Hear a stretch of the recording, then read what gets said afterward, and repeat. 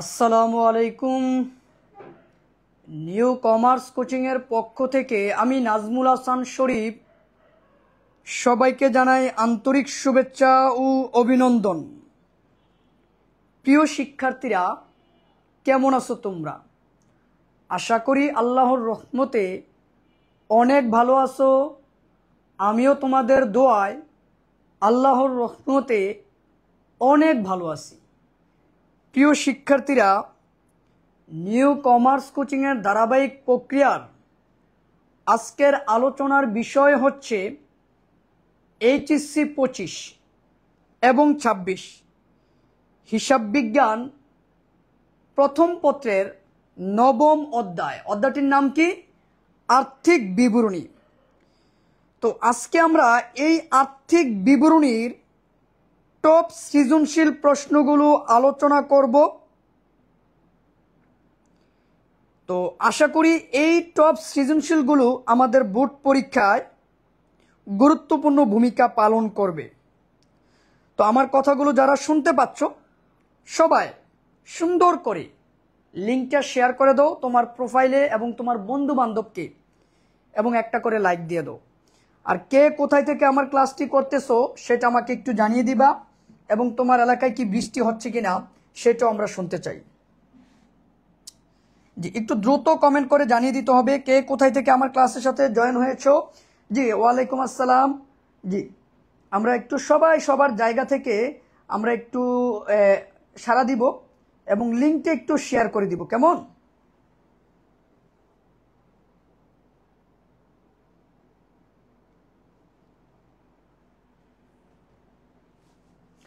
আমরা আজকে টপ সৃজনশীল প্রশ্নগুলো আলোচনা করব। এই জায়গায় সৃজনশীল প্রশ্নের নমুনা দেওয়া আছে যে এক ধাপ বিশিষ্ট আয় বিবরণী থেকে কেমন প্রশ্ন হয়, বহুধাপ বিশিষ্ট আয় বিবরণী থেকে ক দাগে কি বলা থাকে, খ দাগে কি বলা থাকে এবং গ দাগে কি বলা থাকে। দেখো, এক ধাপ বিশিষ্ট আয় বিবরণীর ক দাগে কি বলা থাকে, খ দাগে কি বলা থাকে এবং গ দাগে কি বলা থাকে, এইটা কিন্তু আমি এই জায়গায় তুলে ধরছি। মানে এটা হচ্ছে সৃজনশীল প্রশ্নের নমুনা। মানে তোমার কতে কি বলতে পারে, খতে কি বলতে পারে, গতে কি বলা থাকতে পারে, এই বিষয়গুলো আমি এই জায়গায় তুলে ধরছি, কেমন? যাই হোক,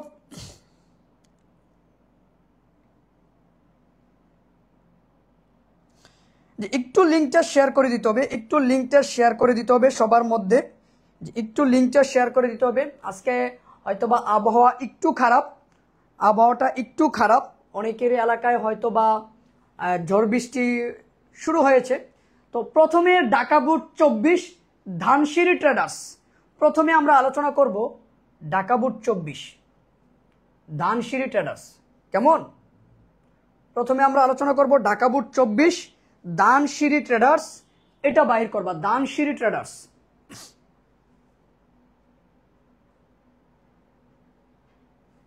ওকে, তোমরা একটু দ্রুত বাহির করে ফেলো, তোমাদের বাহির করা শেষ হলেই কিন্তু আমরা শুরু করে দিব, কেমন?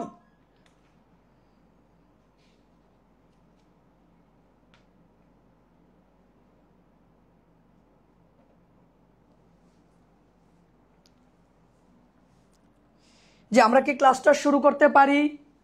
আমরা কি ক্লাসটা শুরু করতে পারি? একটু কমেন্ট করে জানিয়ে দিবেন প্লিজ। সর্বোচ্চ শেয়ার চাই, সর্বোচ্চ শেয়ার করে দিবেন। এবং গত ক্লাসে আমাদের নোট শেয়ার করে একজন ব্যক্তি কিন্তু পুরস্কার জিতেছেন। ইনশাল্লাহ আগামীকাল আমরা তার পুরস্কারটা পাঠিয়ে দিব, এবং শেয়ারের মাধ্যমেও আমাদের অনেক শিক্ষার্থী আমাদের এই বইটা উপহার পেয়ে থাকে। তোমরা জানো যে বেসিক অ্যাকাউন্টিং বই এবং হচ্ছে গিয়া আমাদের হচ্ছে গিয়ে ফাইনাল টাচ সাজেশন বই, এই দুইটা বই কিন্তু উপহার থাকবে তোমাদের জন্য। তোমরা বরাবরের মতন জানো এই দুইটা জিনিস। তারপরে হচ্ছে গিয়ে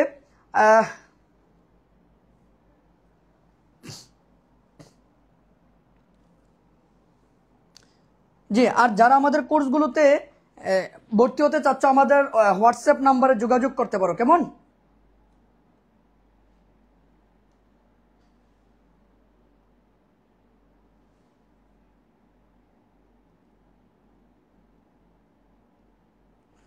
ওকে, আমরা এখনই শুরু করে দিচ্ছি, সবাই একটু মনোযোগ দেই। জি, দেখো সমন্বয় কি বলছে, আমরা সব সময় প্রশ্নটা দেখার পরে আমাদের কাজ হচ্ছে আমরা সমন্বয়ের এন্ট্রিগুলো ভালোভাবে একবার দেখে নিব। সমাপনী মজুদ পণ্য ৫৫,০০০ টাকা, ভালো করে বুঝো, বারবার বলতেছি। মূল্যায়নের পর ১৫,০০০ টাকার পণ্য আগুনে বিনষ্ট হয়ে গেছে। সমাপনী মজুদ পণ্য ৫৫,০০০ টাকা মূল্যায়ন করার পর ১৫,০০০ টাকার পণ্য আগুনে বিনষ্ট হয়ে গেছে। নমুনা মাফিক পণ্য বিতরণ ৬,০০০ টাকা, তার মানে এটাকে বলা হয় বিনামূল্যে পণ্য বিতরণ। এটা বিজ্ঞাপনের সাথে যোগ করতে হয়। বিজ্ঞাপনের ৩-এর ১ অংশ অবলোপন করো। অবলোপন জিনিসটা কি মনে রাখবা কথাটা। অবলোপন জিনিসটা হচ্ছে ব্যয়, অর্থাৎ বিজ্ঞাপনের যেই টাকাটা আমরা বর্তমান বছরে ব্যবহার করব ওই টাকাটাকে অবলোপন বলে, মানে অবলোপন, এটা ব্যয়। তারপরে দেখো প্রাপ্য হিসাবের ২৫০০ টাকা আদায়যোগ্য নয়, তার মানে এটা নতুন অনাদায়ী পাওনা। অবশিষ্ট প্রাপ্য হিসাবের উপরে ৫% অনাদায়ী পাওনা সঞ্চিতি তৈরি করো, এটা হচ্ছে নতুন অনাদায়ী পাওনা সঞ্চিতি। আসবাবপত্রের উপরে 10% অবচয় ধার্য করো। এই হচ্ছে আমাদের সমন্বয়ের এন্ট্রিগুলো। ক নাম্বার প্রশ্ন বলছে বিলম্বিত বিজ্ঞাপনের পরিমাণ নির্ণয় করো। তো বিলম্বিত বিজ্ঞাপনের পরিমাণ যদি আমরা নির্ণয় করতে চাই তাহলে রেওয়া মিলে বিজ্ঞাপন কয় টাকা আছে ওইটা নিয়ে কাজ করতে হবে, যে ১৫,০০০। আর নমুনা মাফিক পণ্য বিতরণ হচ্ছে ৬,০০০ টাকা। কত? ৬,০০০ টাকা। তাহলে দেখো তো আমরা কিভাবে সমাধান করব, এটা ভালোভাবে বোঝার চেষ্টা করো। এই যে দেখো আমি তোমাদেরকে সমাধান করে দিচ্ছি ভালোভাবে। প্রথমে ছোট্ট একটা ঘর করে নিবা, বিবরণ টাকা টাকা। ওকে ফাইন, বিবরণ টাকা টাকা আমরা লিখে নিব।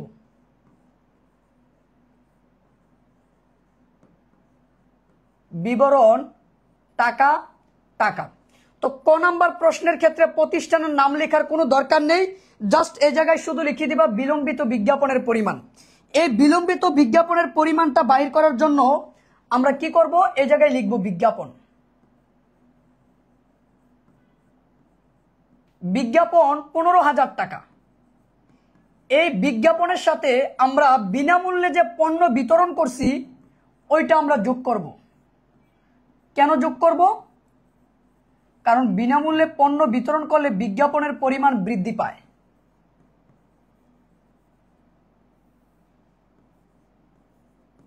এই হচ্ছে আমাদের মোট বিজ্ঞাপন, ভালো করে বুঝো, এটা হচ্ছে আমাদের মোট বিজ্ঞাপন। এবার এই মোট বিজ্ঞাপনের ৩-এর ১ অংশ অবলোপন করতে বলছি, মানে এই ২১,০০০ টাকাকে ৩টা ভাগ করতে হবে। ৩টা ভাগ করার পর ১ ভাগ অবলোপন করতে হবে আর ২ ভাগ বিলম্বিত করতে হবে। বিলম্বিত মানে কি? বিলম্বিত মানে হচ্ছে বিজ্ঞাপনের যেই টাকাটা ভবিষ্যতে আমি ব্যবহার করব। তাহলে এই যে দেখো, এক কাজ করো, এই ২১,০০০ টাকাকে তুমি ৩ দ্বারা ভাগ করো, তাহলে প্রত্যেক ভাগে কত আসে? ৭,০০০ টাকা। তার মানে এই ১ ভাগ আমি বর্তমানে ব্যবহার করব আর ২টা ভাগ আমি ভবিষ্যতে ব্যবহার করব। তাহলে ভবিষ্যতেরটা বাইর করতে গেলে বর্তমানে আমি যেটা ব্যবহার করব এটা আমি বাদ দিই, আর এটার নাম হচ্ছে অবলোপন। অবলোপন মানে ব্যয়। এই যে ১ ভাগ বাদ দাও, তাহলে ১ ভাগ যদি আমি বাদ দেই তাহলে আমার বিলম্বিত বিজ্ঞাপনের পরিমাণ দাঁড়াবে কত? ১৪,০০০ টাকা। এই ১৪,০০০ টাকা, এই যে ১৪,০০০ টাকা, এটাই আমার জন্য অলিক সম্পদ।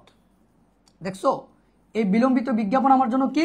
অলিক সম্পদ, যেটা আমি সামনের দিনে ব্যবহার করব। বলো তো বুঝতে পারছো কিনা? ক নাম্বার প্রশ্নটা বুঝতে পারছো কিনা বলো তো? বিলম্বিত বিজ্ঞাপনের পরিমাণটা বুঝতে পারছো কিনা আমাকে একটু বলো। বিলম্বিত বিজ্ঞাপন জিনিসটা কি? বিজ্ঞাপনের যেই টাকাটা আমি বর্তমান বছরে না ভবিষ্যৎ বছরে, মানে সামনের দিনে ব্যবহার করব, ওই টাকাটাই হচ্ছে বিলম্বিত বিজ্ঞাপন। কেমন? আর বিলম্বিত বিজ্ঞাপন এটা আমাদের জন্য কি? অলিক সম্পদ, অসমন্বিত ব্যয়, ভুয়া সম্পদ। কেমন? আর ১ বছরের যে টাকাটা ওইটাই হচ্ছে আমাদের জন্য অবলোপন। প্রথমে রেওয়া মিলে বিজ্ঞাপন দেওয়া আছে কয় হাজার? ১৫,০০০ টাকা। কয় হাজার টাকা? ১৫,০০০ টাকা। তার সাথে আমি যোগ করব পণ্য বিতরণ। যোগ করলাম পণ্য বিতরণ। যোগ করার পর এবার তার থেকে আমি বাদ দিব কি? অবলোপন, মানে বর্তমানে যেটা ব্যবহার করব। এই যে 21,000 টাকাকে 3 দিয়ে ভাগ করো, প্রত্যেক ভাগে কত আসে? 7,000 টাকা। এই যে, তো এই 3 থেকে 1 বাদ দিলে থাকে কত? 2 না? এই 2 হচ্ছে বিলম্বিত, এই 2 হচ্ছে কি? বিলম্বিত। বলো তো বুঝতে পারছো কিনা? বলো তো বুঝতে পারছো কিনা? বলো তো বুঝতে পারছো কিনা? সবাই একটু আমাকে বলবা তোমরা কি প্রশ্নটা বুঝতে পারছো? প্রশ্নটা কি বুঝতে পারছো? একটু কমেন্ট করো, প্রশ্নটা কি বুঝতে পারছো? ভাই এটা আর্থিক বিবরণীর ক্লাস ভাই, যদি তোমরা কমেন্ট না করো তাহলে তো আমি বুঝবো না। এই আর্থিক বিবরণী ক্লাসে গন্ডগোল করা যাবে না। এরপরে বলছে মোট লাভ 70,000 টাকা ধরে নিট লাভ বা ক্ষতির পরিমাণ বাইর করতে বলছে। বলছে মোট লাভ 70,000 টাকা আমি ধরবো, ধরার পরে তারপরে আমি নিট লাভ বাহির করব। তো কিভাবে বাইর করবো? এই যে দেখেন, এখন আমরা যে বিশদ আয় বিবরণী করব এটা হচ্ছে বহু ধাপ বিশিষ্ট বিশদ আয় বিবরণী, কারণ এটা উৎপাদনকারী প্রতিষ্ঠানের অঙ্ক। এবার দেখেন, টাকার গড় দিবেন 3টা, বিবরণ, টাকা, টাকা। সবাই একটু খেয়াল করবেন, এই জায়গায় লিখবেন বিবরণ, টাকা, টাকা, টাকা, প্রতিষ্ঠানের নাম, সাল, তারপরে আপনি লিখে নেবেন বিশদ আয় বিবরণী, প্রতিষ্ঠানের নাম, সাল, তারপরে আপনি লিখে নেবেন বিশদ আয় বিবরণী। মনে রাখবেন এই খ নাম্বার প্রশ্নের ক্ষেত্রে প্রতিষ্ঠানের নাম লিখতে হবে, কারণ এগুলো হিসাবকাল শেষে প্রস্তুত করতে হয়। আপনি প্রতিষ্ঠানের নাম, সাল, এই জিনিসগুলো যদি না লিখেন তাহলে একটা নাম্বার আপনার কাছ থেকে কেটে রাখা হবে। কেমন? এটা একটু মাথায় রাখবেন। এবার আসেন, এবার একটু খেয়াল করেন, আমরা যে প্রশ্নে আছি সেটা একটু বোঝার চেষ্টা করেন। এবার আমরা প্রথমে এই জায়গায় লিখব মোট মুনাফা। যেহেতু মোট মুনাফা তারা দিয়ে দিছে, এই জন্য ওই মোট মুনাফাটা ধরে আমরা অঙ্ক করব। দেখেন মোট মুনাফা কয় টাকা? প্রশ্নে স্পষ্ট বলে দিছে 70,000 টাকা। তাহলে এই 70,000 টাকা লিখে নেবেন। আপনারা যারা ক্লাসে আছেন একটা করে লাইক দিয়ে দিবেন, দিয়ে তারপরে ক্লাসটাতে জয়েন করবেন এবং শেয়ার করবেন। এই যে দেখেন 70,000 টাকা। এবার এই মোট মুনাফা থেকে আমি বাদ দিব কি? পরিচালন ব্যয়। কি বাদ দিব? পরিচালন ব্যয় বাদ দিব। এই যে দেখেন পরিচালন ব্যয়।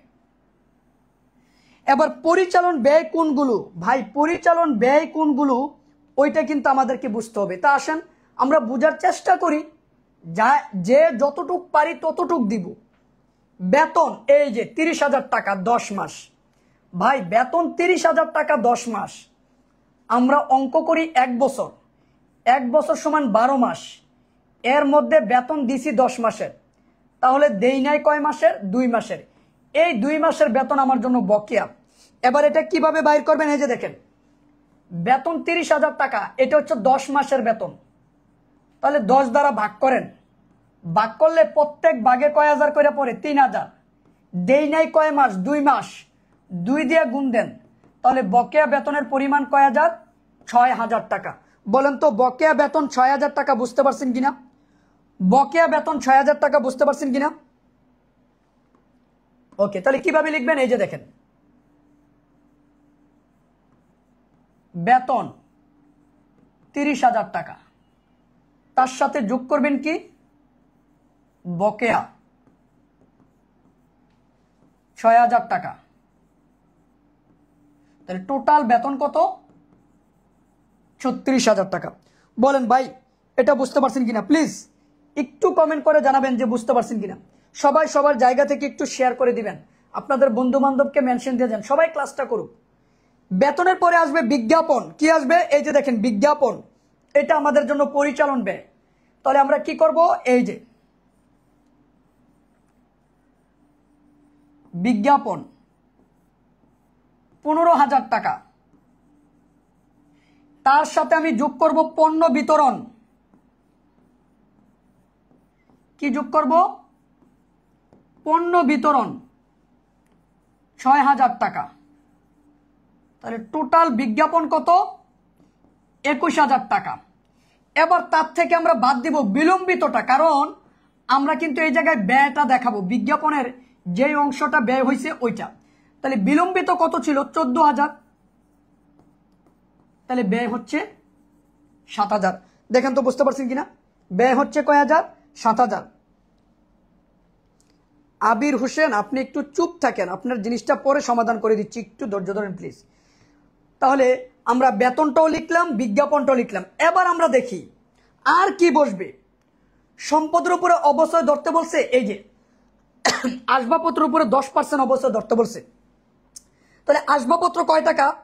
50,000 টাকা, তার উপরে 10%। তাহলে আসবাবপত্রের অবচয় এই জায়গায় লিখবেন আসবাবপত্রের অবচয়।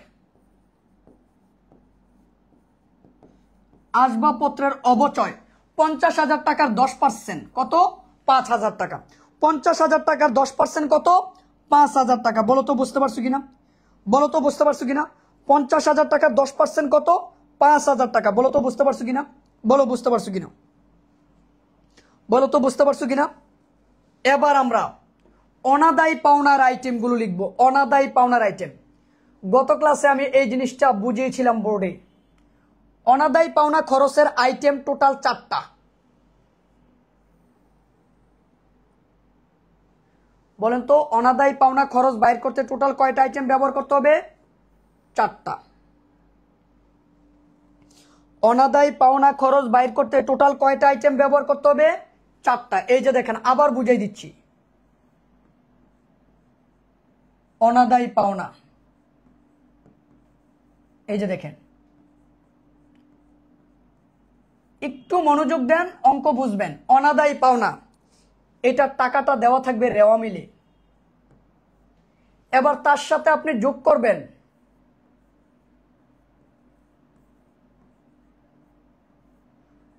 নতুন অনাদায়ী পাওনা। টাকাটা দেওয়া থাকবে সমন্বয়ে, যোগ করবেন নতুন অনাদায়ী পাওনার সঞ্চিতি। এটা টাকাটাও দেওয়া থাকবে সমন্বয়ে। এবার তার থেকে বাদ দিব কি? পুরাতন অনাদায়ী পাওনার সঞ্চিতি, এটা দেওয়া থাকবে রেওয়া মিলে। এবার যোগ বিয়োগ করার পরে যেটা আসবে এটাই হচ্ছে অনাদায়ী পাওনা খরচ। এটাই অনাদায়ী পাওনা খরচ। তো দেখেন এই যে 4টা জিনিস, এই 4টা জিনিস এই অঙ্কের মধ্যে আছে কিনা ওইটা আপনাকে খুঁজে খুঁজে খুঁজে বাহির করতে হবে এবং চিন্তা করতে হবে। প্রথম অনাদায়ী পাওনা, এটা রেওয়া মিলে দেওয়া থাকবে সরাসরি। এই অঙ্কে আছে কিনা সেটা আমরা একটু দেখে নিই। এই অঙ্কে আছে কিনা দেখেন তো। এই অঙ্কের রেওয়া মিলে কোথাও কিন্তু অনাদায়ী পাওনা দেওয়া নাই, তাহলে প্রথম আইটেমটা মিসিং নাই। এবার আমি দেখব সমন্বয়ে কোনো অনাদায়ী পাওনা আছে কিনা। জি আছে। বলে স্যার কোথায় আছে? এই যে দেখেন, প্রাপ্য হিসাবের 2,500 টাকা আদায় যোগ্য নয়। প্রাপ্য হিসাব মানে কি? দেনাদার, যার কাছে আমি টাকা পাই, তো ওই ব্যক্তির কাছ থেকে 2,500 টাকা আদায় যোগ্য নয়, মানে আমি তার কাছ থেকে আদায় করতে পারবো না। যেই টাকাটা দেনাদারের কাছ থেকে আদায় করা যায় না ওইটাই হচ্ছে অনাদায়ী পাওনা। আর যদি এটা সমন্বয়ে থাকে তাহলে এটা হবে নতুন অনাদায়ী পাওনা। তাহলে নতুন অনাদায়ী পাওনা আমরা পাইলাম, তাহলে এটা আমরা লিখব। এই যে দেখেন, এই 2 নাম্বারটা পাওয়া গেছে, এই যে এটা আছে। এবার এটা বসাই, কিভাবে বসাবো? এই যে এই জায়গায় আমরা লিখব নতুন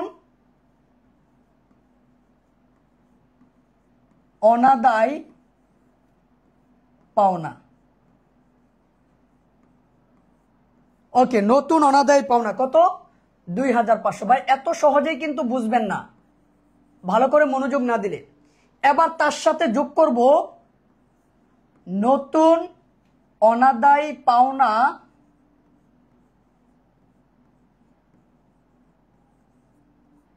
সঞ্চিতি। কি যোগ করব? নতুন অনাদায়ী পাওনা সঞ্চিতি। এই যে দেখেন এইটা, এই যে এইটা, তো এটা না পার্সেন্ট দেওয়া থাকবে, এটা বাহির করে নিতে হবে। তো দেখেন প্রশ্নে কি বলছে? প্রশ্নে বলছে এই যে অবশিষ্ট প্রাপ্য হিসাবের উপরে 5% অনাদায়ী পাওনা সঞ্চিতি তৈরি করো। তাহলে প্রাপ্য হিসাব কত আছে খুঁজেন, এই যে 42,500 টাকা। এবার আপনি কি করবেন জানেন, এই 42,500 টাকা থেকে দেনাদারের কাছ থেকে যেটা আদায় করতে পারবেন না সেটা বাদ দিতে হবে। বাদ দেওয়ার পরে আসবে কয় হাজার, 40,000 টাকা। এটাই হচ্ছে অবশিষ্ট প্রাপ্য হিসাব। তার উপরে কয় পার্সেন্ট, 5%। তাহলে 40,000 টাকার উপরে 5% ধরলে আসবে কত, 2,000 টাকা। এই 2,000 টাকা হচ্ছে নতুন অনাদায় পাওনা সঞ্চিতি। এটাই হচ্ছে কি নতুন অনাদায় পাওনা সঞ্চিতি। কার উপরে বাইর করলাম, অবশিষ্ট দেনাদারের উপরে বাইর করলাম।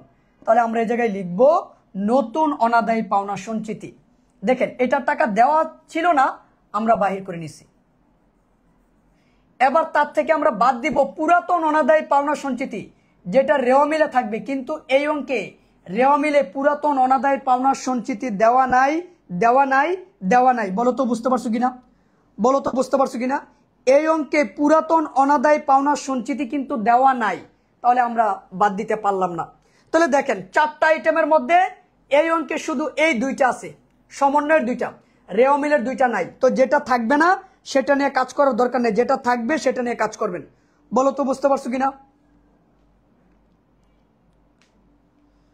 বলো তো বুঝতে পারছো কিনা। এবার আমি দেখব পরিচালন ব্যয়ের ভিতরে বসার মতন আর কোনো আইটেম আছে কিনা। পরিচালন ব্যয়ের ভিতরে বসার মতন আর কোনো আইটেম নাই, আছে নাই, আর কোনো আইটেম নাই। এবার আমরা কি করব, যোগ করব কয় টাকা হয়েছে পরিচালন ব্যয়। এত সহজে তুমি আর্থিক বিবরণী বুঝে যাবা খামখেয়ালি করে, ক্লাস মনোযোগ দিয়ে না করে, এত সহজ। 36,000 টাকা, তাহলে সবাই ভালো রেজাল্ট করতো। 7,000 টাকা, 5,000 টাকা, তারপরে যোগ করব কত, 4,500,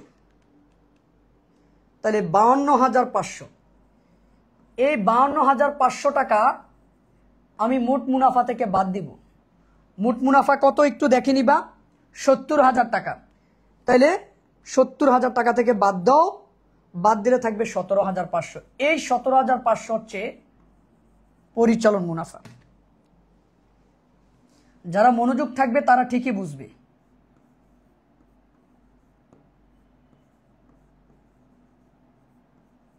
পরিচালন মুনাফা। আমরা এই জায়গায় গল্প করতে আসিনি, আমরা এই জায়গায় বুঝাইতে আসছি। তাহলে যারা মনোযোগী থাকবে ঠিকই কিন্তু বুঝবে।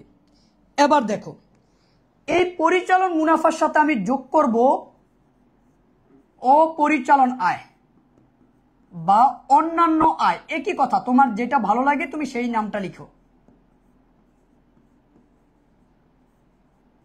অপরিচালন আয় বা অন্যান্য আয়। এবার এই অপরিচালন আয়ের ভিতরে কোন এন্ট্রিটা বসবে সেটা হচ্ছে বুঝার বিষয়।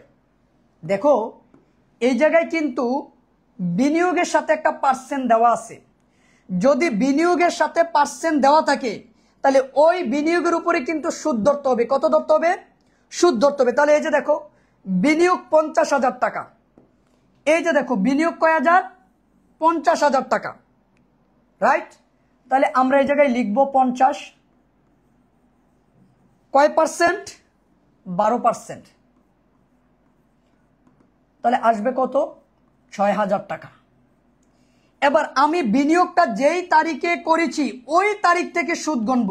বিনিয়োগটা করেছি 2023 সালের 3 মাস থেকে, 3 মাস। তাহলে 3, 4, 5, 6, 7, 8, 9, 10, 11, 12। তাহলে আমি বিনিয়োগের সুদ পাবো টোটাল কয় মাস, 10 মাস। তাহলে এটাকে আমি 10 দিয়ে গুণ দিব, 12 দ্বারা ভাগ করব। 10 দ্বারা গুণ, 12 দ্বারা ভাগ, তাহলে কত আসবে বলো।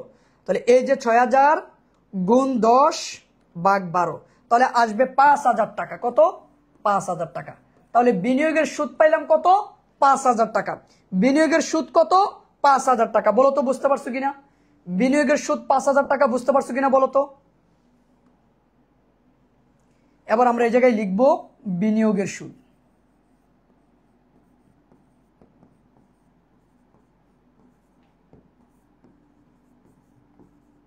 বিনিয়োগের সুদ, হ্যাঁ একটাই আছে, তাই আমরা 5,000 টাকা লিখে দিব এই জায়গায়। তাহলে আমার এই জায়গায় হবে 22,500। এবার তার থেকে আমরা বাদ দিব অপরিচালন ব্যয়। কি বাদ দিব? অপরিচালন ব্যয়। খেয়াল করো, বাদ দিব কি? অপরিচালন ব্যয়। কি বাদ দিব? অপরিচালন ব্যয়। এবার এই অঙ্কে অপরিচালন ব্যয় আছে কিনা ওইটা আগে তোমাকে দেখতে হবে। দেখো এই অঙ্কে অপরিচালন ব্যয় কিন্তু একটা আছে, সেটা কি কইতে পারবা? এই যে ঋণ, এই যে দেখছো ঋণ ৮০,০০০ টাকা, তার উপরে 10% ধরতে বলছে। তাহলে আমরা এই জায়গায় লিখবো ৮০,০০০। 10% ধরলে কত আসবে জানো? ৮,০০০ টাকা আসবে। এবার আমরা ঋণটা নিছি কয় তারিখে? 7 মাসের 1 তারিখে। তাহলে 7 মাস থেকে সুদ দিতে হবে। 7, 8, 9, 10, 11, 12, 6 মাসের সুদ দিতে হবে আমার। তাহলে 6 দিয়ে গুণ, 12 দিয়ে ভাগ, 4,০০০ টাকা। তাহলে ঋণের সুদ আমার দিতে হবে কত? 4,০০০ টাকা। ঋণের সুদ কয় হাজার টাকা বলো তো? 4,০০০ টাকা। বুঝতে পারছো কিনা বলো? ঋণের সুদ কত? 4,০০০ টাকা। তাহলে আমরা ঋণের সুদ লিখবো কত? 4,০০০ টাকা। দেখো ঋণের সুদ 4,০০০ টাকা। কয় হাজার? 4,০০০। এবার আমরা যদি ক্যালকুলেশন করি তাহলে কত আসবে বলো? ক্যালকুলেশন করলে কত আসবে বলো? এক মিনিট। এই জায়গায় আমরা অন্যান্য ব্যয়ের টাকাটা, এই যে 4,০০০ টাকা আসছে না, এটা আমরা এই জায়গায় লিখব। লিখার পরে আরো একটা জিনিস কিন্তু আছে, ওই যে আগুনে বিনষ্ট পণ্য, ওইটাকে তোমার লিখতে হবে বিবিধ ক্ষতি। মনে আছে? বিবিধ ক্ষতি। এই যে আসো, এই যে দেখো, সমাপনী মজুত পণ্য 55,০০০ টাকা, মূল্যায়ন করার পর 15,০০০ টাকার পণ্য আগুনে বিনষ্ট হয়ে গেছিল। এই যে আগুনে বিনষ্ট হয়েছে, এটা কিন্তু আমার বাদ দিতে হবে, মানে এটা পরিচালন ব্যয় আসবে। এই যে দেখছো, তাহলে 19,০০০ টাকা বাদ দিলে থাকবে কত? 3,৫০০ টাকা। এটাই হচ্ছে আমার নিট মুনাফা। এটাই হচ্ছে আমার জন্য কি? নিট মুনাফা। আগুনে বিনষ্ট পণ্য, এটাও কিন্তু আমাদের জন্য একটা ক্ষতি। আগুনে বিনষ্ট পণ্য, এটাও কিন্তু আমার জন্য একটা ক্ষতি। আপনারা শেয়ার করলেন না আজকে? শেয়ার করলে আপনাদের কি ক্ষতি বলেন তো?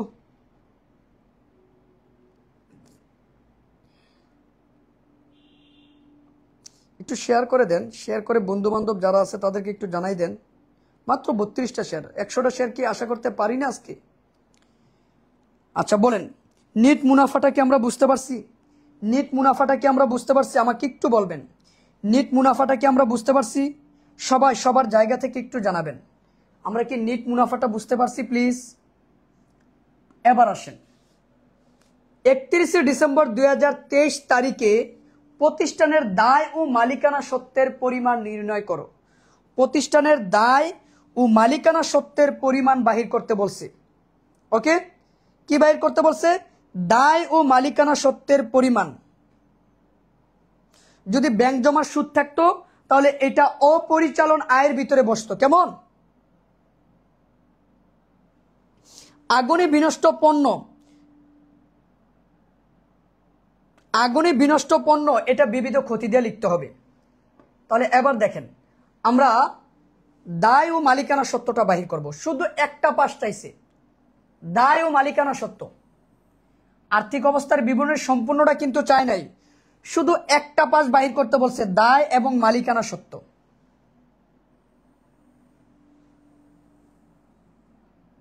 দেখেন ভাই, এইভাবে সৃজনশীল কেউ বুঝাবে না লাইভে। আর্থিক অবস্থার বিবরণীর, আর্থিক বিবরণীর সৃজনশীল কয়জনে বুঝাবে আপনাকে লাইভে? তো আপনি মনোযোগ দেন না কেন ভাই? আপনি অনেক পারেন এই জন্য দেন না, তাই তো? আর পারলে কেন আপনি ফেসবুকে আসছেন? আমার কথা হচ্ছে সেটা।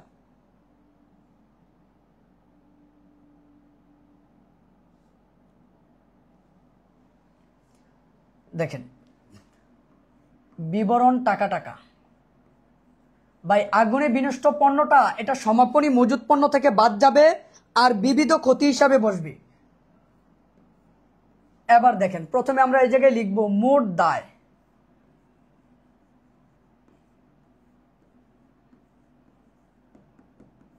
এই মোট দায়ের ভিতরে প্রথমে আসবে চলতি দায়।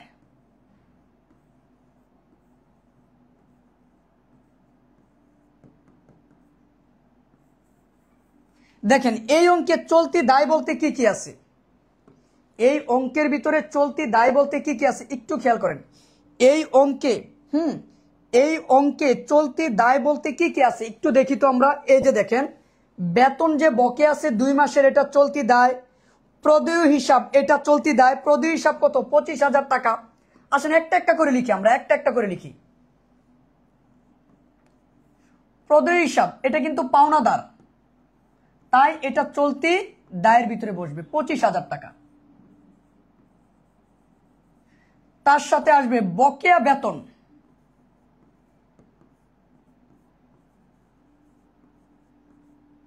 বকেয়া বেতন ওই যে প্রথমে বাইর করছিলাম 6,000 টাকা, এইটা।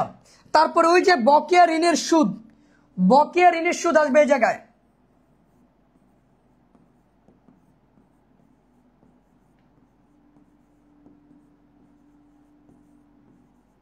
বকেয়া ঋণের সুদ কয় হাজার? 4,000। তো এই হচ্ছে আমাদের চলতি দায়। আর কোনো জিনিস কিন্তু চলতি দায়ের ভিতরে বসবে না। এটা হচ্ছে আমাদের টোটাল চলতি দায়। বলেন চলতি দায়টা বুঝতে পারছেন কিনা ভাই? নগদ আর ব্যাংক জমা এটা তো চলতি সম্পদ, নগদ আর ব্যাংক জমা এটা চলতি সম্পদ। এই জায়গায় চলতি সম্পদ চাই নাই, শুধু চাইছে দায় এবং মালিকানা সত্যটা বাইর করো। প্রশ্নটা একটু দেখেন, এরপরে আপনি এই জায়গায় হেডলাইন করবেন দীর্ঘমেয়াদী দায়।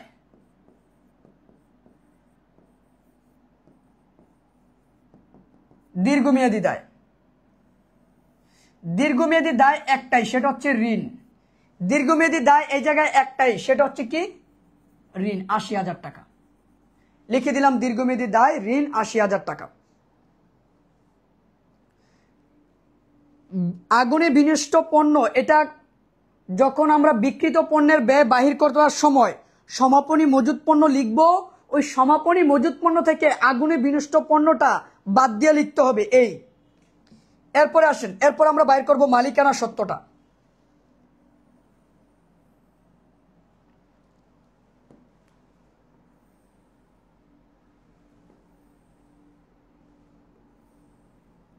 Okay fine. এবার আসেন আমরা এই জায়গায় লিখব মালিকানা সত্য।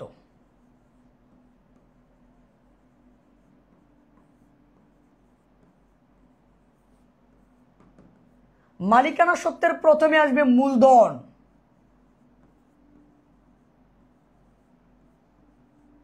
এই মূলধনটা রেও মিলে দেওয়া থাকবে। এই মূলধনটা কই দেওয়া থাকবে? রেও মিলে দেওয়া থাকবে। এই যে খুঁজে বাইর করেন মূলধন কোথায় আছে, খুঁজেন আপনারা। এই যে দেখছেন মূলধন 1,10,000 টাকা। মূলধন কত? 1,10,000 টাকা। তাহলে লিখেন মূলধন 1,10,000। তার সাথে আমরা যোগ করব অতিরিক্ত মূলধন, দেওয়া নাই, অতিরিক্ত মূলধন দেওয়া নাই।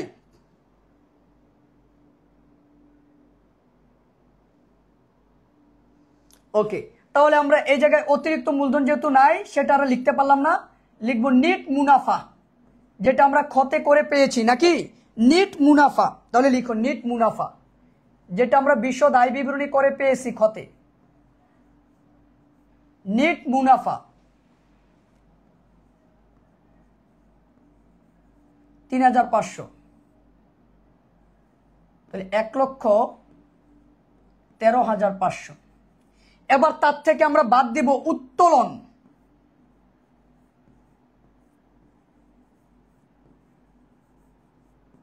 আসেন উত্তোলন কয় টাকা আমরা একটু দেখে নিব।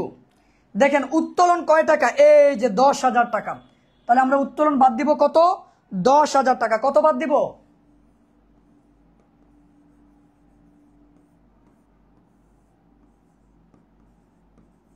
দেখেন মালিকানা সত্ত্বের ঘরে আর কোনো কিছু বসবে না।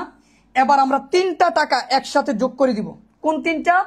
এই যে দেখেন চলতি দায় 35,000, দীর্ঘমেয়াদী দায় 80,000, মালিকানা সত্ত্ব 1,03,500। এবার যোগ করে দিলে আসবে কত? হ্যাঁ, যোগ করে দিলে আসবে কত? একটু যোগ করেন।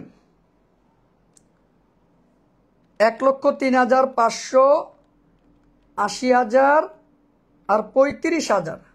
তাহলে 2,18,500, 2,18,500। এটাই হচ্ছে দায় এবং মালিকানা সত্ত্ব। এটাই হচ্ছে দায় এবং মালিকানা সত্ত্ব। স্যার আগুনি বিনিষ্ট পণ্য বিক্রিত পণ্যের ব্যয়ের ভিতরে অন্তর্ভুক্ত স্যার, তাহলে অপরিচালন ব্যয় বুঝলাম না, কি বলছো? আগুনি বিনিষ্ট পণ্য কোথায় বলছে বিক্রিত পণ্যের ব্যয়ের ভিতরে অন্তর্ভুক্ত আছে? কোথায় বলছো?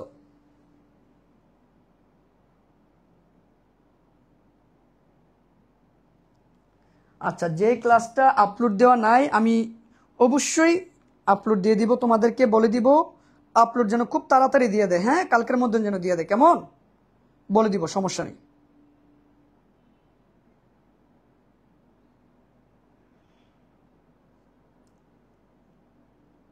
ওকে, এবার বলো দায় এবং মালিকানা সত্ত্ব যে আমরা বাইর করলাম এটা কি বুঝতে পারছো? দায় এবং মালিকানা সত্ত্বটা যে আমি বাইর করছি ওইটা কি বুঝতে পারছো? দায় এবং মালিকানা সত্ত্বটা যে বাইর করলাম ওইটা কি বুঝতে পারছো? হ্যাঁ, যদি নিট ক্ষতি আসতো তাহলে আমরা বিয়োগ করতাম। দায় এবং মালিকানা সত্ত্বটা কি বুঝতে পারছো? আমাকে একটু জানাবা প্লিজ। তাহলে আমরা ঢাকা বুট 24 করলাম। এবার আমরা বাইর করব ময়মনসিংহ বুট 24। একটু বাইর করো তোমরা কষ্ট করে, ময়মনসিংহ বুট 24 কেমন? ভাই সাধারণ সঞ্চিতি নাই, থাকলে তো আমি ঠিকই লিখতাম, যেহেতু নাই আমি লিখবো কোত্থেকে, তাই না?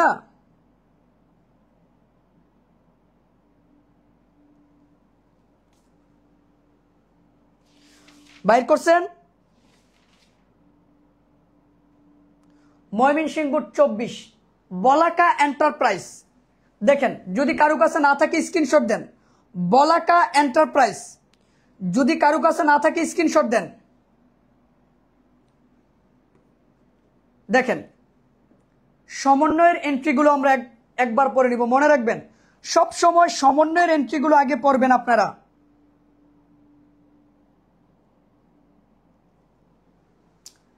ওকে, 1 নাম্বার সমন্বয়, সমাপনী মজুত পণ্য মূল্যায়ন করা হয়েছে 34,000 টাকা, যার ক্রয় মূল্য 40,000 টাকা। তাহলে আমরা সবসময় যেটা কম ওইটাই কিন্তু নিব। ওকে, বছর শেষে অব্যবহৃত মণিহারির পরিমাণ 500 টাকা, তার মানে এটা হচ্ছে অব্যবহৃত মণিহারি বা সমাপনী মণিহারি, কেমন? তারপরে আসো, এবং আইন খরচ বাবদ বকেয়া আছে 1,000 টাকা, আসবাবপত্রের উপরে 5% এবং সরবরাহ যানের উপরে 10% অবশ্যই ধরতে হবে। নিম্নমানের জন্য 3,000 টাকার পণ্য ফেরত দেওয়া হয়েছে, এটা হচ্ছে ক্রয় ফেরত, যেটা হিসাবভুক্ত হয় নাই। ক নাম্বার প্রশ্ন, বলাকা এন্টারপ্রাইজের বিক্রিত পণ্যের ব্যয়ের পরিমাণ বাইর করো। বিক্রিত পণ্যের ব্যয় বাইর করতে বলছি। কিসের ব্যয়? বিক্রিত পণ্যের ব্যয়।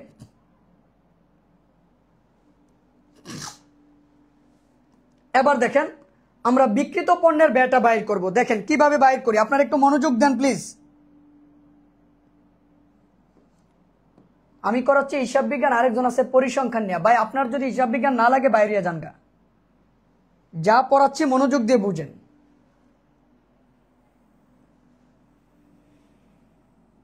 একটা পড়ার ভিতরে আরেকটা বিষয় নিয়ে আলোচনা করেন, পরে যারা বুঝার জন্য আসে ওদের বুঝটা নষ্ট করে দেন আপনারা। এসব বন্ধ করেন আল্লাহর ওয়াস্তে।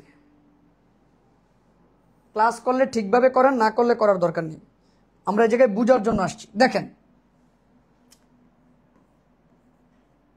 এই জায়গায় আমরা লিখে নিব বিবরণ টাকা টাকা টাকা, কথাটা কিন্তু টাকা টাকা কথাটা লিখে নিয়েন। আচ্ছা, এবার আসেন বিক্রিত পণ্যের ব্যয় বাইর করতে বললে আমাদেরকে শুরু করতে হবে প্রারম্ভিক মজুত পণ্য থেকে।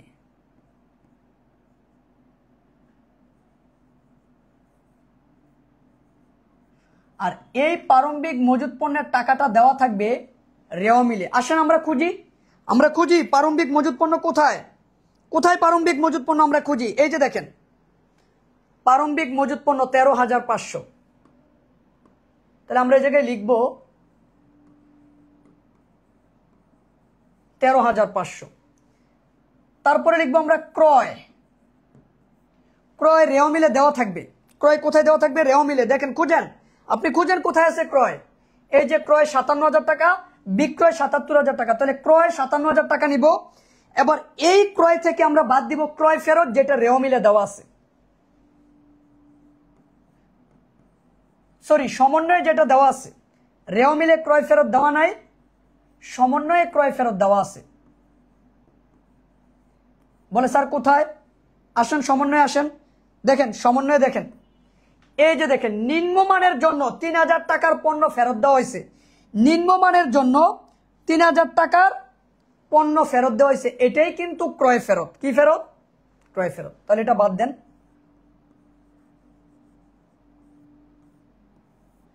তাহলে এই 54,000 টাকা হচ্ছে আমার জন্য নিট ক্রয়, দেখছেন। এরপরে আসেন, এটা ময়মনসিংহ 24 বসবে পরিবহন খরচ, মানে আন্ত পরিবহন যেটা, ক্রয় পরিবহন যেটা, দেখেন তো আছে কিনা, আছে কিনা পরিবহন খরচ আছে কিনা দেখেন। এই জায়গায় দেখেন আছে পরিবহন খরচ, নাই, নাই পরিবহন খরচ কিন্তু নাই। বিক্রয় পরিবহন খরচ আছে, এটা হবে না, এই জায়গায় পরিবহন খরচটা লাগবে। তাহলে আর কোনো জিনিসই কিন্তু নাই। এখন আমরা তার থেকে বাদ দিব সমাপনী মজুদ পণ্য যেটা ছোট, সেটা 34,000 টাকা। যেহেতু নাই আমি কই থেকে আনবো? এই দুইটা আগে আমরা যোগ করব, এই দুইটা আমরা আগে যোগ করব। 13,500 যোগ 54,000, 67,500। এবার তার থেকে আমরা বাদ দিব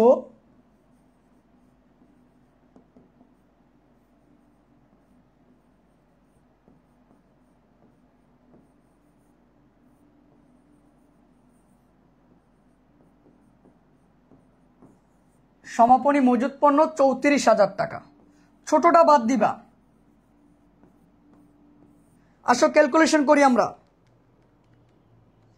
33,500, এই 33,500 টাকা হচ্ছে আমাদের জন্য বিক্রিত পণ্যের ব্যয়। বলো তো ক নাম্বারটা বুঝতে পারছো কিনা? বিক্রিত পণ্যের ব্যয়টা বুঝতে পারছো কিনা? বলো, বলো তো বিক্রিত পণ্যের ব্যয়টা বুঝতে পারছো কিনা? তোমরা যারা ক্লাসে আসো অবশ্যই একটু সাড়া দিও, লাইক দিয়ে দিও, শেয়ার করে দিও, বন্ধু বান্ধবকে মেনশন করে দিও। তোমাদের এলাকায় কি বৃষ্টি হচ্ছে? আজকে অনেকের নেটওয়ার্কে একটু সমস্যা, কারণ চতুর্দিকে বৃষ্টি হচ্ছে। হ্যাঁ, ওকে, ক্লিয়ার? বলো তো। হ্যাঁ, পিডিএফ দিয়ে দিব, সমস্যা নেই, পিডিএফ দিব, সমস্যা নেই, পিডিএফ দিব, সমস্যা নাই। আগে ক্লাসটা মনোযোগ দিয়ে করো। পিডিএফ নিতে হলে তো শেয়ার দিতে হবে তোমাকে। খ নাম্বার, বলাকা এন্টারপ্রাইজের আয় বিবরণী প্রস্তুত করো। আয় বিবরণী বলতে এই জায়গায় বিশদ আয় বিবরণীকে বুঝিয়েছে। তাহলে এবার আমরা বিশদ আয় বিবরণী প্রস্তুত করব। কি প্রস্তুত করব? বিশদ আয় বিবরণী। তো আসেন আমরা একটা ছক তৈরি করে নিচ্ছি।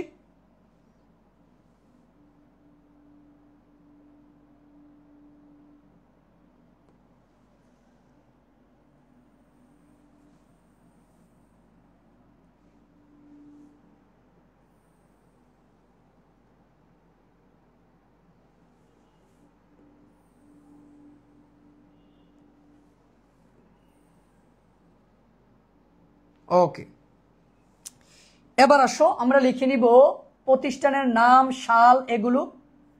তারপরে এই জায়গায় লিখবো আমরা বিবরণ টাকা। এইভাবে টাকা কথাটা লিখবা। এই আমি যে একটা দাগ দেই, এই দাগটা আবার দিয়ে দিও না পরীক্ষায়।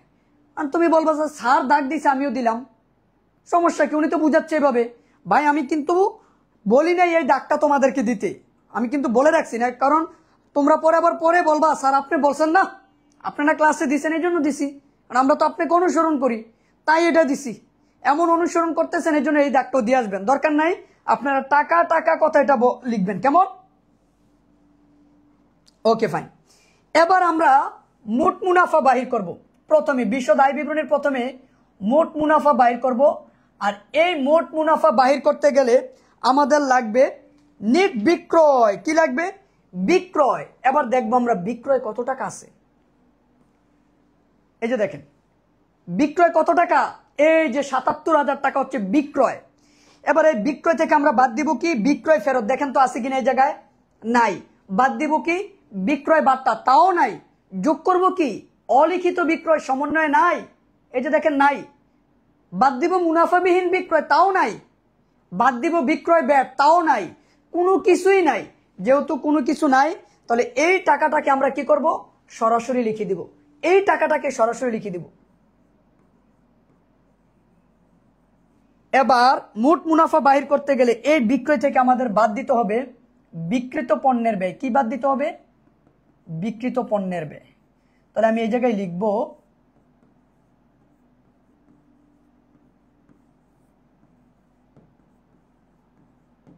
বিক্রিত পণ্যের ব্যয়।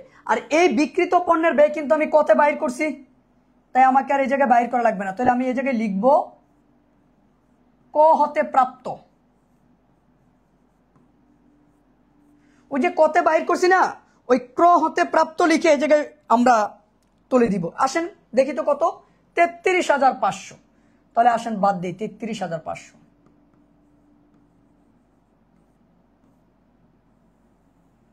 ওকে, ক্যালকুলেশন করলে কত আসে বলেন তো?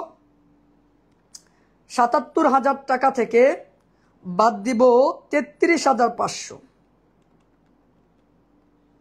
43,500। ওকে, এটাই হচ্ছে মোট মুনাফা। দেখছেন?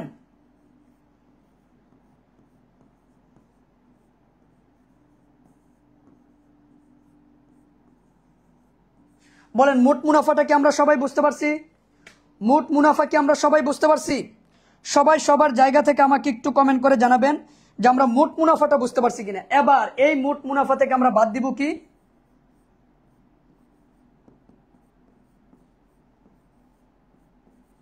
পরিচালন ব্যয় বাদ দিব। কি বাদ দিব?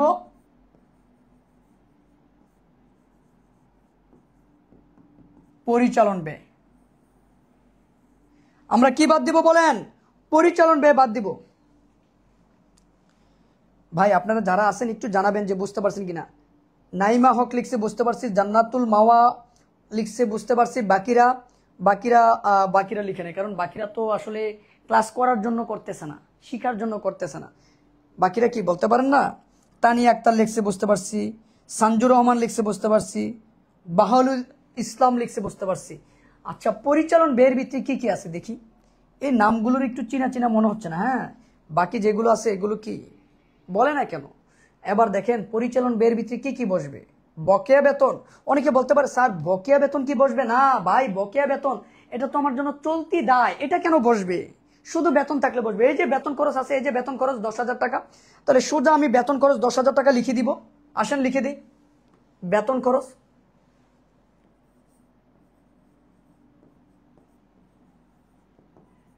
বেতন খরচ 10,000 টাকা। মানে স্যার তার সাথে বকেয়া যোগ করবেন না? আরে ভাই, যদি এটা সমন্বয়ে থাকতো তাহলে যোগ করতাম, কিন্তু ভাই এটা তো সমন্বয়ে না, এটা কোথায় দেওয়া? রেও মিলে দেওয়া, তাই এটা যোগ করা যাবে না। তারপরে আইন খরচ 1500 টাকা, সমন্বয়ে আবার বলছে আইন খরচ বকেয়া আছে 1000 টাকা, এইটা যোগ করবেন। দেখছেন, সমন্বয়ে থাকলে যোগ বিয়োগ হবে, রেও মিলেরটা কেন আপনি যোগ বিয়োগ করতে যাবেন? তাহলে এই জায়গায় লিখেন, এই জায়গায় আইন খরচ, আইন খরচ 1500 টাকা, তার সাথে যোগ করব বকেয়া 1000 টাকা, তাহলে 2500 টাকা। বলেন তো বুঝতে পারছেন কিনা? আইন খরচ বলেন বুঝতে পারছেন কিনা? এবার আসেন বাকি আর কি কি আছে পরিচালন ব্যয়ের ভিতরে বসবে। আসেন আমরা খুঁজবো একটা একটা করে।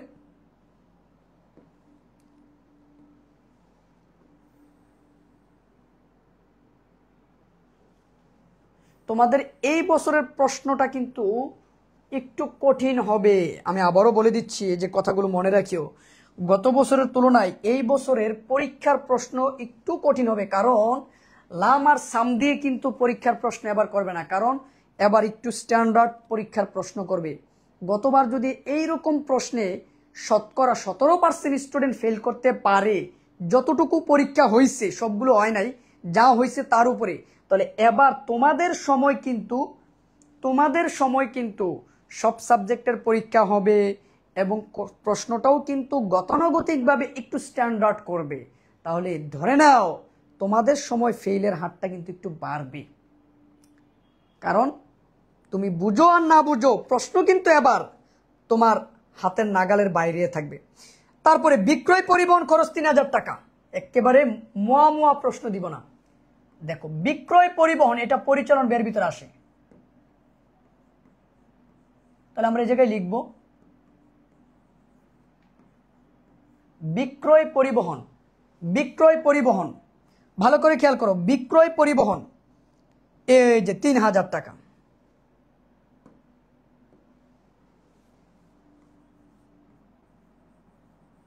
তারপরে দেখব পরিচালন ব্যয়ের ভিতরে আর কি আসবে, খেয়াল করবেন। সাধারণ খরচ 4500 টাকা। সাধারণ খরচ মানে হচ্ছে মণিহারির আরেকটা নাম, তার থেকে বাদ দিবেন অব্যবহৃত মণিহারি।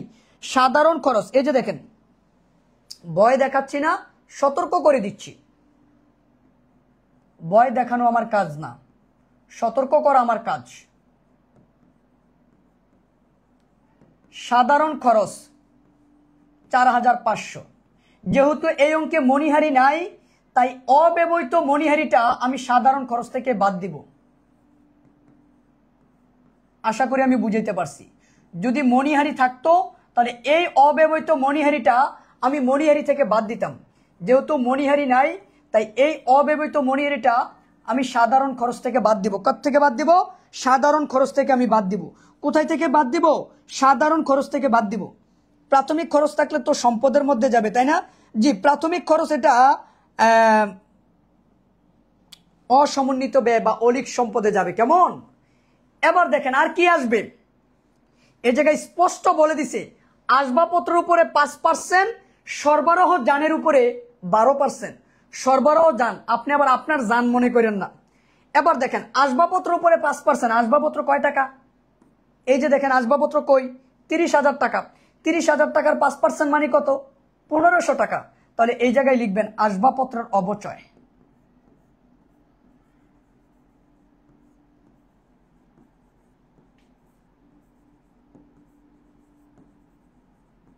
আসবাবপত্রের অবচয় 1500 টাকা।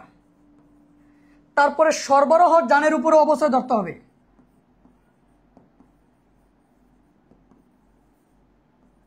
সরবরাহ যানের অবচয়। আবার আপনি মনে করেন না যে আপনার যে যান আছে তার অবচয় বাইর করতে বলছে, তাই না? দেখেন এই যে সরবরাহ যান 50,000 টাকা, তার 10% 5,000। এখন বলবে স্যার আমার নাই, আমার কোনো যান টান নাই, আমার কোনো কি নেই, যান টান নাই। এগুলো ফাও সত্যি আছে, খুঁজে দেন, প্রত্যেকটার 2টা করে আছে। এবার দেখেন, এবার পরিচালন ব্যয়ের ভিতরে বসার মতন সব আইটেম শেষ, কারণ এই জায়গায় অনাদায় পাওনা রিলেটেড কোনো কিছু নাই। এবার আমরা সবগুলো যোগ করি। 10,000, 2500, 12,500। তারপরে আসেন 3,000, তারপরে আসবে 4,000, 1500, 5,000, তাহলে আসবে 26,000 টাকা। এই 26,000 টাকা আমি মোট মুনাফা থেকে বাদ দিব। মোট মুনাফা 43,500, তাহলে 43,500 থেকে বাদ দিব 17,500। এই 17,500 হচ্ছে আমাদের জন্য পরিচালন মুনাফা। কি মুনাফা?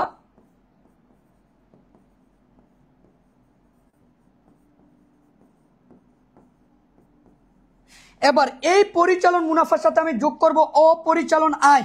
কি যোগ করব? অপরিচালন আয়। ভালোভাবে খেয়াল করো,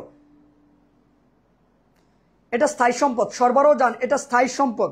সরবরাহ যান এটা কিন্তু স্থায়ী সম্পদ। চলতি সম্পদের উপরে কিন্তু অবশ্যই ধরে না ভাইয়া। এবার দেখো এই জায়গায় দেখো যেই এন্ট্রিগুলো দেওয়া আছে, এই এন্ট্রিগুলোর মধ্যে একটাও কিন্তু অপরিচালন আয়ের এন্ট্রি নাই। অপরিচালন ব্যয়ের কোনো এন্ট্রি নাই যে আমি অপরিচালন আয় যোগ করব, অপরিচালন ব্যয় আমি বাদ দেব, কিছুই নাই। যেহেতু বাদ দেওয়ার মতন কোনো কিছু নাই, তাহলে এটাই হবে আমাদের জন্য কি? নিট মুনাফা। এটাই হয়ে যাবে আমাদের জন্য কি? নিট মুনাফা। এবার বলেন তো বুঝতে পারছেন কিনা? নিট মুনাফাটা কি বুঝতে পারছেন? নিট মুনাফা কি বুঝতে পারছেন বলেন তো? বলেন নিট মুনাফা। যাদের নাই তারা কইরা নিবেন, সমস্যা কি? যাদের নাই আপনারা কইরা নিন, সমস্যা নেই। যাদের নাই আপনারা কইরা নিন, হ্যাঁ, যেহেতু আপনাদের করার ইচ্ছা আছে করে নিন, সমস্যা নেই। মাগো আপনাদের জন্য তো বরাদ্দ একজন করে আসে না, তো আপনি যদি সেই পর্যন্ত ধৈর্য না ধরেন তাহলে আপনি করে নিন, সমস্যা নেই। বলাকা এন্টারপ্রাইজের মোট দায়ের পরিমাণ নির্ণয় করতে বলছে। সেম কোশ্চেন, এর আগে আমরা যেটা করছি সেটা। মোট দায়ের পরিমাণ। মোট দায়ের পরিমাণ বলতে বুঝাচ্ছে দায় এবং মালিকানা সত্ত্ব, দায় এবং কি মালিকানা সত্ত্ব। মোট দায় না সরি মোট দায়ের পরিমাণ বাইর করতে বলছে। এই জায়গায় শুধু দুইটা জিনিস আসবে, চলতি দায় আর দীর্ঘমেয়াদী দায়। মালিকানা সত্ত্ব কিন্তু চাইনি। দেখো তাহলে আমরা শুধু মোট দায়টা বাইর করবো, একদমই ছোট। আসেন আমি বাইর করে দেখাই দিচ্ছি আপনাদেরকে, আসেন আমি দেখাই দিচ্ছি, খেয়াল করেন, খেয়াল করবেন কিন্তু, নাই তো বুঝবেন না। খেয়াল তো দিয়ে রাখছেন অন্য জায়গায়, কখন সে মেসেজ দিবে, মেসেজের উত্তর দিবেন নাকি?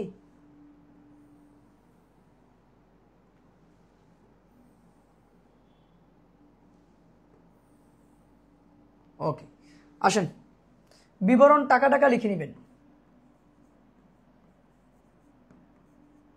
বিবরণ টাকা টাকা টাকা, বিবরণ টাকা টাকা টাকা। এ জায়গায় মোট দায়ের কথা বলছে, হ্যাঁ মোট দায়ের কথা বলছে। কেমন? আসেন তাহলে আমরা এই জায়গায় প্রথমে বাইর করব চলতি দায়।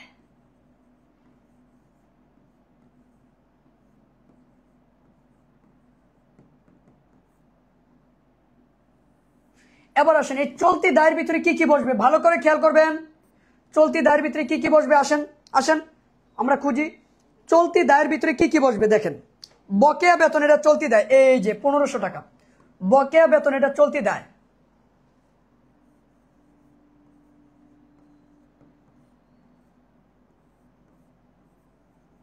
বকেয়া বেতন কত বলেন তো? 1500 টাকা। তারপরে আইন খরচ বকেয়া, মনে আছে ওই যে আইন খরচ বকেয়া ছিল 1000 টাকা,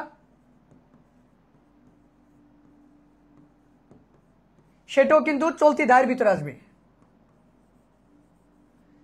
তারপরে দেখেন আর চলতি দায় কি কি আছে, আর চলতি দায় কি আছে? এই যে ব্যাংক জমা অতিরিক্ত 20,000 টাকা, এটা চলতি দায়। ব্যাংক জমা অতিরিক্ত 20,000 টাকা।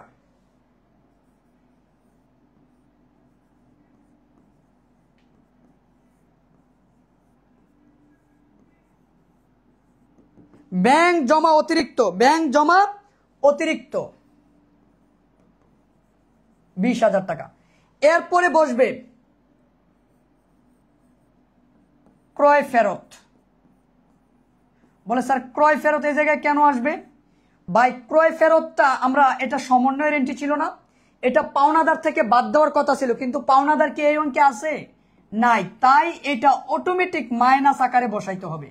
যেহেতু পাওনাদার নাই, যদি পাওনাদার থাকতো তাহলে পাওনাদার থেকে কিন্তু আমরা বাদ দিতাম। চালানি কারবারে প্রেরিত পণ্য চলতি সম্পদ নামে বসবে, চলতি সম্পদের করে বসবে। দেখেন যদি পাওনাদার থাকতো তাহলে পাওনাদার থেকে আমি ক্রয় ফেরত কিন্তু বাদ দিয়ে লিখতাম। এই অঙ্কে তো পাওনাদার নাই, যেহেতু পাওনাদার নাই আমরা ওই টাকাটাকে কি করব? মাইনাস আকারে লিখে রাখবো। কি আকারে লিখে রাখবো? মাইনাস আকারে লিখে রাখবো। তাহলে 1500, 1000, 20,000 মাইনাস 3,000, তাহলে আসবে 19,500। এবার আমরা তার সাথে লিখবো দীর্ঘমেয়াদী দায়। বলো দীর্ঘমেয়াদী দায় কি এই অঙ্কে আছে? দীর্ঘমেয়াদী দায় কিন্তু এই অঙ্কে নাই, দীর্ঘমেয়াদী দায় কিন্তু এই অঙ্কে নাই। এবার আসো প্রশ্নটা আমাদেরকে কি বলছে আমরা আরেকবার দেখিনি। বলাকা এন্টারপ্রাইজের মোট দায়ের পরিমাণ বাইর করতে বলছে। তো এই জায়গায় কিন্তু মোট দায়ের পরিমাণ যে বাইর করতে বলছে, আমরা চলতি দায় আর দীর্ঘমেয়াদী দায় বাহির করলে হয়ে যাবে। এবার মালিকানা সত্ত্ব যদি বলতো তাহলে আমরা মালিকানা সত্ত্ব বাইর করতাম, তো তারপর আমরা মালিকানা সত্ত্ব করতে পারি, সমস্যা নেই। আসেন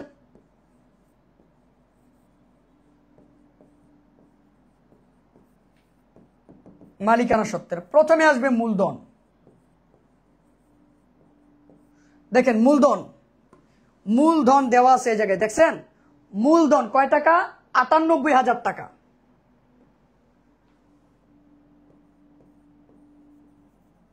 মূলধন কত? 98,000 টাকা। বাইক ক্রয় ফেরতটা আমি বলছি, বাইক কথা বোঝেন। নীলাকাশ আপনার কি কোনো অ্যালার্জি আছে নাকি? অ্যালার্জি থাকলে আপনি একটা ওষুধ খেয়ে নেন, আর নয় আপনার যে কোনো মুহূর্তে সমস্যা হইতে পারে।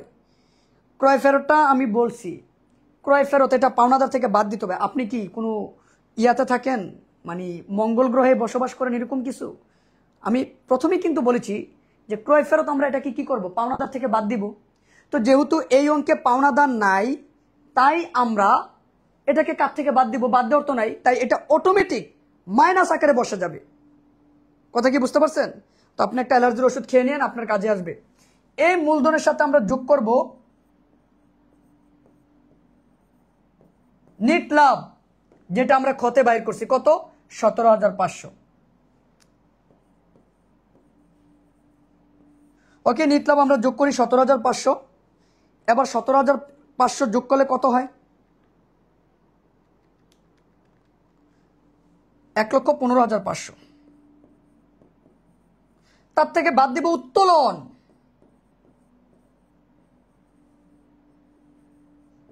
কি বাদ দিব, উত্তোলন বাদ দিব।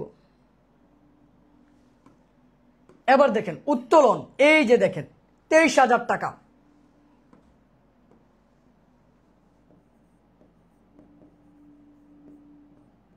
ওকে, উত্তোলন বাদ দেন 23,000, কত বাদ দিব আমরা, 23,000 টাকা বাদ দিলে থাকবে 92,500। এবার তার থেকে আমরা বাদ দিব জীবন বীমা প্রিমিয়াম। জীবন বীমা 4,000 টাকা। জীবন বীমা মানে হচ্ছে ব্যক্তিগত বীমা। জীবন বীমা মানে হচ্ছে মালিকের ব্যক্তিগত বীমা। কার বীমা, মালিকের ব্যক্তিগত বীমা। তো এই যে মালিকের ব্যক্তিগত বীমা, এটাও কিন্তু আমাদের জন্য উত্তোলন, তাই এটাও আমরা লিখবো। কেমন,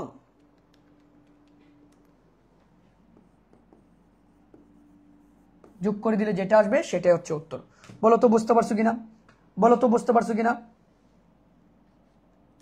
বলো তো বুঝতে পারছো কিনা, বলো তো বুঝতে পারছো কিনা, বলো প্রশ্নটা বুঝতে পারছো কিনা। দেখো মালিকানা সত্ত্বের ভিতরে কি আসবে, মূলধন যোগ নিট মুনাফা বাদ উত্তোলন বা জীবন বীমা। জীবন বীমা এটাও কিন্তু একটা উত্তোলন। জীবন বীমা এটাও কি একটা উত্তোলন। এটা ছিল ময়মনসিংহ বোর্ড। হ্যাঁ, ওকে, বলেন তো বুঝতে পারছেন কিনা। এবার আসেন, এবার দিনাজপুর বোর্ড 23, রামিম ট্রেডার্স বাইর করেন। দিনাজপুর বোর্ড 23, সবাই একটু বাইর করেন। দিনাজপুর বোর্ড 23, দিনাজপুর বোর্ড 23 বাইর করেন। দিনাজপুর বোর্ড 23 ভাই, দিনাজপুর বোর্ড 23 বাইর করেন। দিনাজপুর বোর্ড 23 বাইর করবেন। রামিম ট্রেডার্স, হ্যাঁ দেখেন বাইর করছেন দিনাজপুর বোর্ড 23। সবাই একটু কষ্ট করে তাড়াতাড়ি বাইর করেন। দিনাজপুর বোর্ড 23 বাইর করেন। দিনাজপুর বোর্ড 23,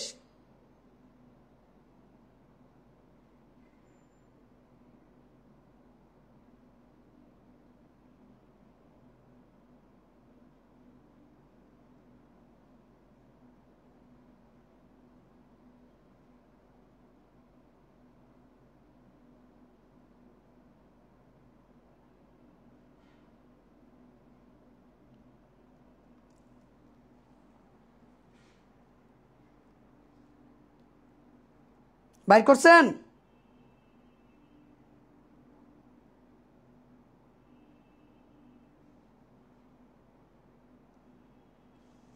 আসেন আমরা এটা সমাধান করি। খুবই গুরুত্বপূর্ণ একটি অঙ্ক।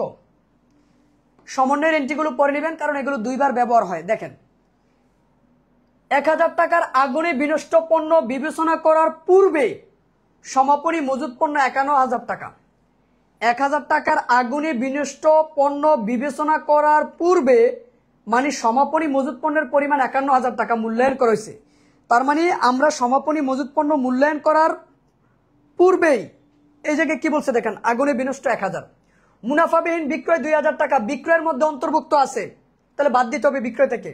মোট কুরিনের পরিমাণ 2,000 টাকা, প্রাপ্য হিসাবের উপরে 10% কুরিন সঞ্চিতি তৈরি করো। এটাই নতুন কুরিন সঞ্চিতি। ক নাম্বার বলছে, নতুন কুরিন সঞ্চিতির পরিমাণ বাইর করো। ওকে ফাইন, আসেন নতুন কুরিন সঞ্চিতি কিভাবে বাইর করবো দেখেন। নতুন কুরিন সঞ্চিতি বাইর করতে গেলে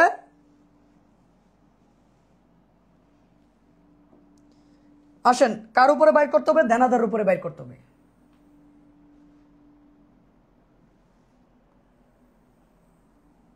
এই প্রশ্নটা ছোট কিন্তু গুরুত্বপূর্ণ।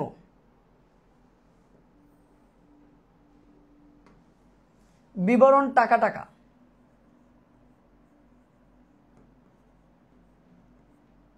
ওকে, এবার আমরা দেখব প্রাপ্য হিসাব কত আছে। খেয়াল করেন প্রাপ্য হিসাব কত আছে, 30,000 টাকা।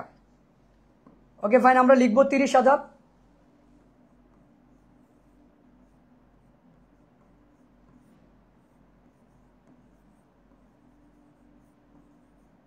প্রাপ্য হিসাব 30,000 টাকা, কারণ নতুন কুরিন সঞ্চিতি কিন্তু অবশিষ্ট প্রাপ্য হিসাবের উপরে ধরতে হবে। এবার তার থেকে আমি বাদ দিব নতুন কুরিন, আগে নতুন কুরিনটা বাদ দিয়ে নিব।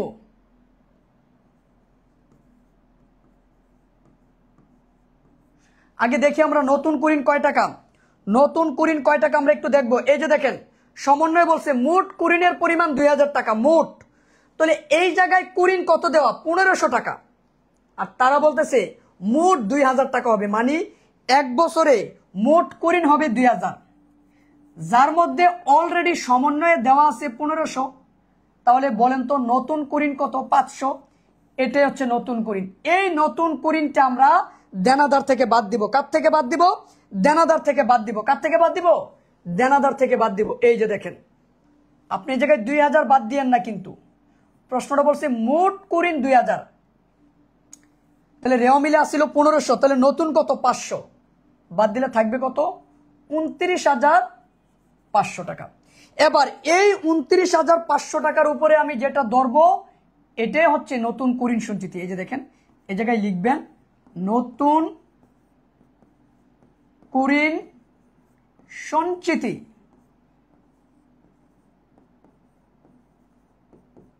$29,500। এবার কয় পার্সেন্ট ধরবো আমরা একটু দেখে নিই। সমন্বয়ে বলছে 10%, তাহলে 29,500 টাকার উপরে 10% যদি আমি ধরি তাহলে আসবে 2950 টাকা।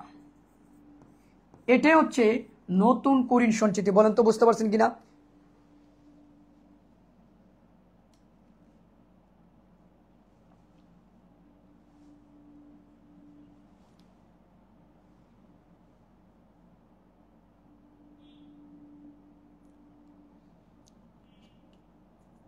নীল আকাশ আরো কয়েকটা আছে, এগুলোর একটু আয়না ঘরে না নিলে এগুলোর একটু ইয়া হবে না, সাহিত্য হবে না। দেখো এই হচ্ছে ক নাম্বার, নতুন কুরিন সঞ্চিতি আমরা বাইর করছি।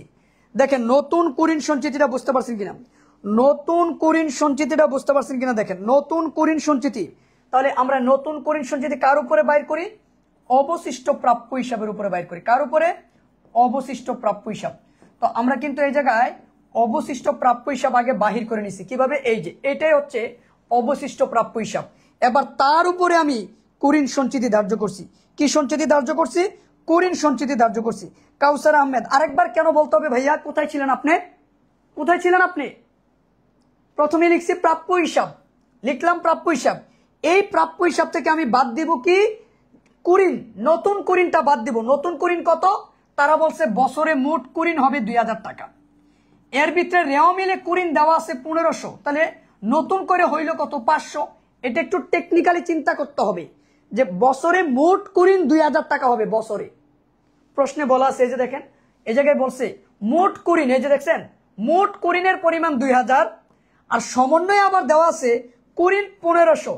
তাহলে বছরের শুরুতে ছিল 1500 ধরে নেন, আর বছরের শেষে বলতেছে 2,000 টাকা হবে মোট। তাহলে বাড়লো কয় টাকা, 500 টাকা না। এটাই নতুন কুরিন, এটাই দেনাদার থেকে বাদ দিতে হবে। তাই এটা আমরা দেনাদার থেকে বাদ দিয়েছি। বাদ দেওয়ার পরে দেনাদারের টাকা যেটা আসছে তার উপরে আমরা 10% কুরিন সঞ্চিতি তৈরি করছি। এবার আসো খ নাম্বার বলছে মোট লাভ নির্ণয় করো। আসেন মোট লাভটা আমি দেখাই দিচ্ছি, খেয়াল করেন মোট লাভ।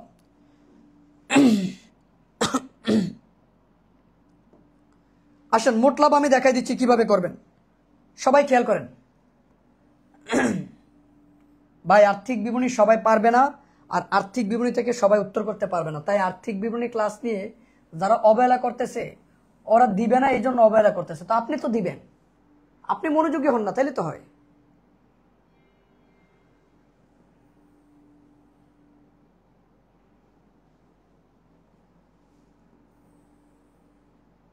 ওকে আসেন, এবার আসেন আমরা মোট লাভ বাইর করব। বিবরণ টাকা টাকা টাকা। তো মোট লাভ বাইর করতে গেলে সর্বপ্রথম আমাকে এই জায়গায় লিখতে হবে কি, বিক্রয়। বলেন তো বিক্রয় কত আছে? আরেকজনই জিজ্ঞাসা করে এটা কোন বোর্ড? এটা কোনো বোর্ড না ভাই, এটা কোনো বোর্ড না। তুমি তুমি যদি এতক্ষণ পরে এটা জিজ্ঞাসা করো তাহলে তোমার অঙ্ক করার কোনো দরকার নেই। দেখো বিক্রয় কয় টাকা একটু খুঁজে বাইর করো। বিক্রয় 93,500। এবার বিক্রয় থেকে আমরা বাদ দিব বিক্রয় ফেরত, এই জায়গায় কি দেওয়া আছে? নাই। এবার এই জায়গায় মুনাফাবিহীন বিক্রয় আছে 2,000 টাকা, এটা বাদ দিতে হবে। তাহলে আমরা এই জায়গায় লিখবো বিক্রয় 93,500।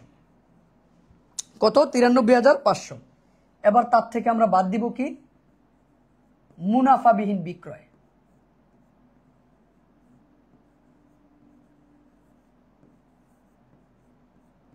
মুনাফাবিহীন বিক্রয় 2,000 টাকা।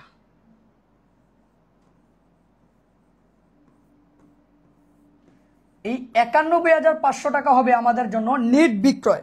তাহলে এই 91,500 টাকা হবে আমার জন্য নেট বিক্রয়। এই যে আরিয়ান ছেলেটা না কি, হ্যাঁ মিসকাত আরিয়ান, আচ্ছা ঠিক আছে, ওর মন ভালো না তো ভালো করার ব্যবস্থা করে দিতে হবে, সমস্যা নেই। দেখেন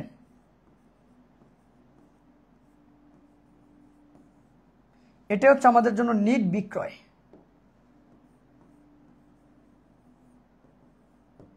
ওকে, এবার এই নেট বিক্রয় থেকে আমি বাদ দিব বিক্রিত পণ্যের ব্যয়।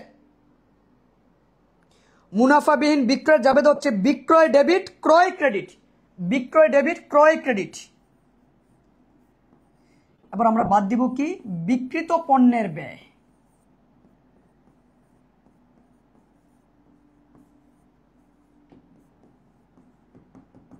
এবার এই বিক্রিত পণ্যের ব্যয়ের ভিতরে প্রথমে আসবে প্রারম্ভিক মজুদ। দেখেন বিক্রয়ের মধ্যে আসবে কি? প্রারম্ভিক মজুদ। খোঁজেন প্রারম্ভিক মজুদ কোথায় দেওয়া আছে? এই যে দেখেন প্রারম্ভিক মজুদ পণ্য 10,000 টাকা। কয় হাজার? 10,000। আমরা তাহলে লিখব প্রারম্ভিক মজুদ পণ্য 10,000। প্রারম্ভিক মজুদ পণ্য কয় হাজার? 10,000 টাকা। প্রারম্ভিক মজুদ পণ্য কয় হাজার? 10,000 টাকা। তারপরে আসবে ক্রয়। আসেন রেওমিল থেকে দেখে নিবেন ক্রয় কয় টাকা। খুঁজেন ক্রয় কোথায়? এই যে 1,09,000 টাকা। কত? 1,09,000। তার থেকে বাদ দিব মুনাফাবিহীন বিক্রয়, আর কোনো কিছু বাদ যাওয়ার মতো নাই।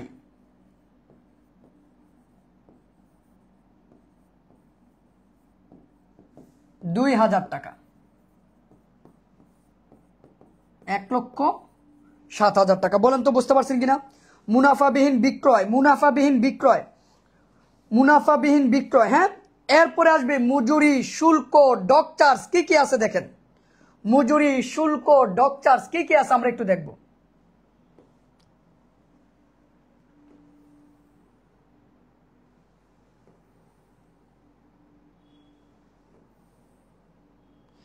এবার আসেন মজুরি, শুল্ক, ডক চার্জ, জাহাজ ভাড়া কি আছে আমরা একটু দেখি। সবাই একটু খেয়াল করেন, মজুরি 3/2 অংশ, এটার মানে কি এটা একটু বুঝেন। এটার মানে হচ্ছে 3/2 অংশ মানে হচ্ছে আমার মজুরি দিতে হবে 3 ভাগ। এই 3 ভাগ মজুরি আমার দিতে হবে, বাট উপরে যেটা দেওয়া এটার মানে হচ্ছে আমি দিছি। তাহলে দেখেন তো 3 ভাগের 2 ভাগ দিছি, তাহলে বকেয়া কয় ভাগ? 1 ভাগ। বকেয়া টাকাটা কত? এই যে 8,000 টাকা, এটা হচ্ছে যেই অংশটা আমি দিছি তার। তো আমি দিছি কয় ভাগ? 2 ভাগ। 8,000-কে 2 দিয়ে ভাগ দেন, আসবে কত? 4,000। এই 4,000 টাকা হচ্ছে আমার জন্য বকেয়া, 1 ভাগ। তাহলে মজুরি বকেয়া আছে কিন্তু, মজুরি বকেয়া আছে কিন্তু। বলেন তো বুঝতে পারছেন কিনা? মজুরি বকেয়া আছে, এটা কি বুঝতে পারছেন? মজুরি যে বকেয়া, এটা কি বুঝতে পারছেন? তাহলে আমরা এই জায়গায় লিখব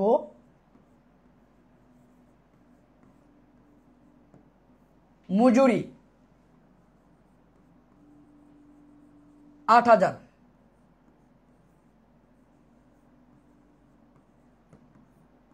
যোগ বকেয়া 4,000। তাহলে টোটাল কত? 12,000 টাকা। টোটাল কত? 12,000 টাকা। টোটাল কত? 12,000 টাকা। এবার দেখো মুনাফাবিহীন বিক্রয় একবার ক্রয় থেকে একবার বিক্রয় থেকে বাদ দিবা, কেমন? আমদানি শুল্ক আসবে। যে দেখো আমদানি শুল্ক 3,500, আমদানি শুল্ক 3,500 আসবে। তাহলে আমরা এই জায়গায় লিখব আমদানি শুল্ক।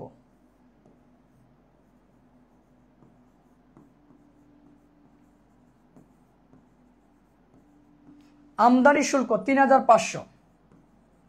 এবার এই সবগুলো টাকা যোগ করে নিচে নামান। কত আছে দেখেন, দেখেন কত আছে।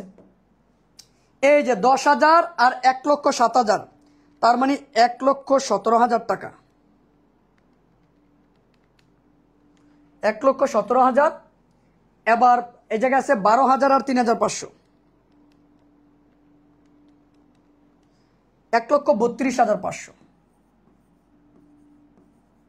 এবার তার থেকে আমরা বাদ দিব সমাপনী মজুদ।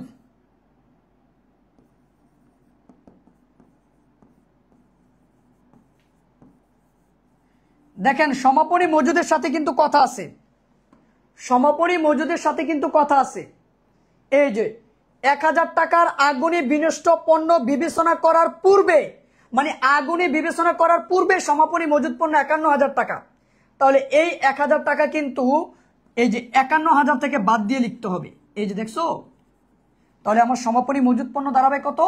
৫০,০০০ টাকা। তাহলে এবার আমি তার থেকে বাদ দিব ৫০,০০০ টাকা। কত বাদ দিব? ৫০। তাহলে ৮২,৫০০। এটাই হচ্ছে আমার বিক্রিত পণ্যের ব্যয়। এবার এই ৮২,৫০০ আমি বাদ দিব ৯১,৫০০ থেকে, নিট বিক্রয় থেকে। তাহলে ৯,০০০ টাকা হবে আমার জন্য মোট লাভ বা মুনাফা। এটাই হচ্ছে মোট লাভ। বলেন মোট লাভটা বুঝতে পারছেন কিনা? বলেন মোট লাভটা বুঝতে পারছেন কিনা? বলেন মোট লাভটা বুঝতে পারছেন কিনা? ১,৩২,৫০০, তার থেকে বাদ দিব আমরা ৫০,০০০।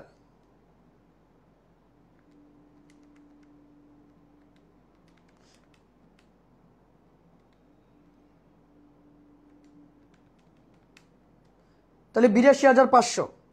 এবার এই টাকাটা আমরা বাদ দিব কার থেকে? এই টাকাটা আমরা বাদ দিব ৫১,৫০০ থেকে, ৯১,৫০০ থেকে, রাইট? তাহলে ৯,০০০ টাকা। বলেন বুঝতে পারছেন কিনা? আরে ভাই কে কি দিল সেটা তো আমাদের দেখার বিষয় না।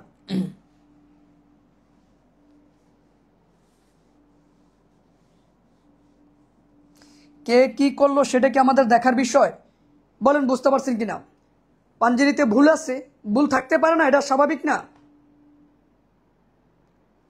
বলেন বুঝতে পারছেন কিনা? বলেন বুঝতে পারছেন কিনা? এখন কেউ যদি ভুল করে সেটার দায়ভার কি আমি নিব? আমি ভুল করলে দায়ভার আমার।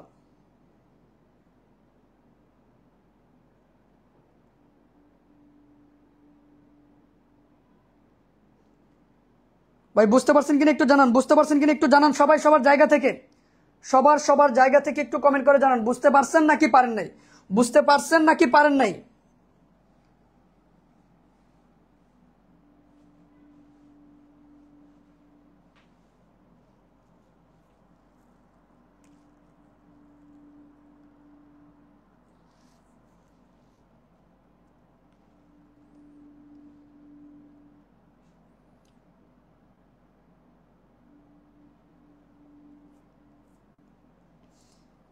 বুঝতে পারছেন কিনা সেটা আমাকে আগে একটু বলবেন, বুঝতে পারছেন কিনা সেটা আমাকে একটু বলবেন।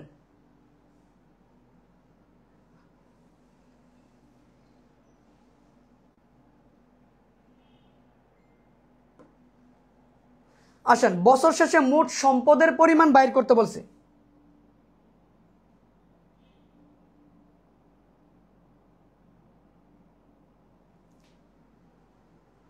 দাঁড়ান, আমরা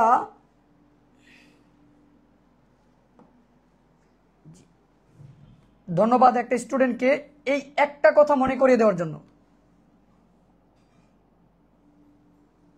দাঁড়ান, এই জায়গায়, এই জায়গায় আমাদেরকে ক্রয় থেকে, দেখেন এই জায়গায় আমাদের একটা মিস্টেক হয়ে গেছে, এটা আমরা একটু সংশোধন করব। কেমন?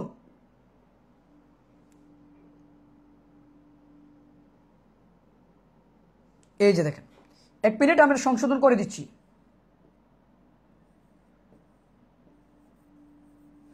এই যে আগুনে বিনষ্ট পণ্য, এটা কিন্তু এই জায়গা থেকেও বাদ যাবে, ক্রয় থেকে। এটা কিন্তু আমরা বাদ দেই না, ধন্যবাদ। আগুনে বিনষ্ট পণ্য এটা ক্রয় থেকেও কিন্তু বাদ যাবে। এই যে দেখছেন, তাহলে এই জায়গা হবে 1,06,000 টাকা। আগুনে বিনষ্ট পণ্য এটা ক্রয় থেকে বাদ দিতে হবে, ক্রয় থেকে, ক্রয়, আগুনে বিনষ্ট পণ্য এটা ক্রয় থেকে বাদ দিতে হবে। এবার আমরা ক্যালকুলেশন করি, তাহলে আমাদের ইয়াটা আমরা বুঝতে পারবো। তাহলে এই জায়গা হবে 1,31,500,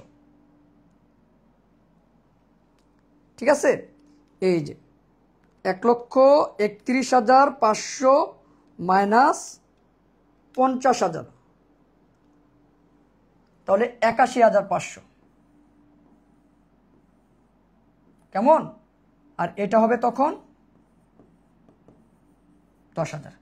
দেখো অবশ্যই ক্রয় থেকে বাদ দিতে হবে। জি, এখন ঠিক আছে কিনা বলো, এখন ঠিক আছে কিনা বলো।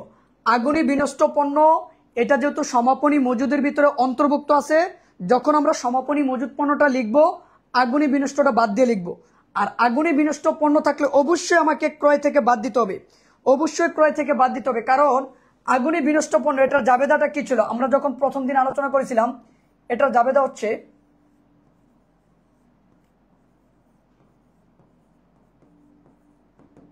বিবিধ ক্ষতি হিসাব ডেবিট, ক্রয় হিসাব ক্রেডিট। তার মানে আগুনে পণ্য বিনষ্ট হয়েছে, তাহলে এর ফলে কিন্তু আমার ক্রয়ের পরিমাণ কমে যাচ্ছে, যার কারণে আমি ক্রয় থেকে এটাকে কি করব, বাদ দিয়ে লিখবো ক্রয় থেকে। আর মুনাফাবিহীন বিক্রয়টা জাবেদা, এই যে দেখো বিক্রয় ডেবিট, ক্রয় ক্রেডিট। তাই আমি একবার বিক্রয় থেকে বাদ দিব, আরেকবার আমি ক্রয় থেকে বাদ দিব, একবার আমি বিক্রয় থেকে বাদ দিব, আরেকবার আমি ক্রয় থেকে বাদ দিব, একবার আমি বিক্রয় থেকে বাদ দিব, আরেকবার আমি ক্রয় থেকে বাদ দিব। কেমন? এটা হবে 81,500, এই যেটা 81,500 হবে। ওকে, বলো বুঝতে পারছো কিনা, এখন বুঝতে পারছো কিনা বলো, এখন বুঝতে পারছো কিনা সেটা বলো, এখন বুঝতে পারছো কিনা বলো। এটা ক্রয় থেকে বাদ দিতে হবে, ক্রয় থেকে। অবশ্যই তোমাকে আগুনে বিনষ্ট পণ্যটা ক্রয় থেকে তোমাকে কি করতে হবে, বাদ দিতে হবে। তাহলে ক্রয় থেকে এই অঙ্কে দুইটা জিনিস বাদ যাবে, একটা হচ্ছে মুনাফাবিহীন বিক্রয়, আর একটা হচ্ছে আগুনে বিনষ্ট।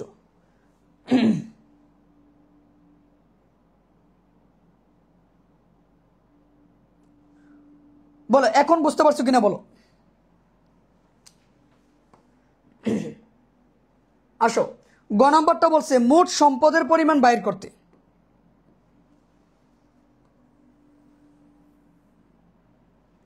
আসো আমরা মোট সম্পদের পরিমাণটা বাইর করি।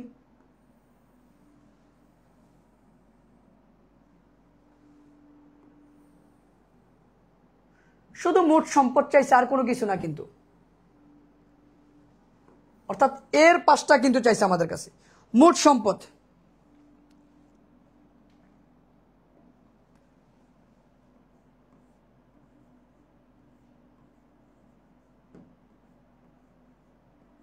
বিবরণ টাকা টাকা।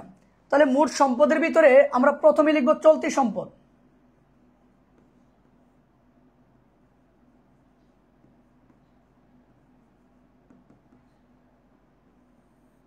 তাহলে আমরা এই জায়গায় লিখব চলতি সম্পদ।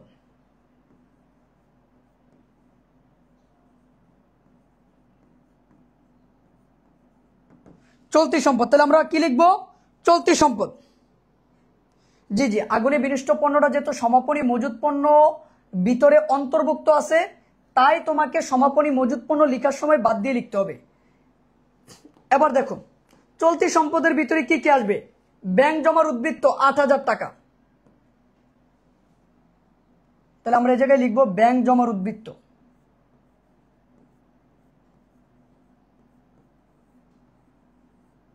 ব্যাংক জমা 8,000 টাকা, ব্যাংক জমা কত, 8,000 টাকা। তারপরে লিখবা সমাপনী মজুদ পণ্য,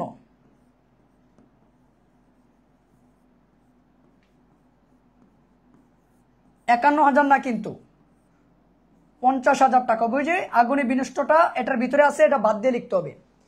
তারপর আমরা লিখব প্রাপ্য হিসাব,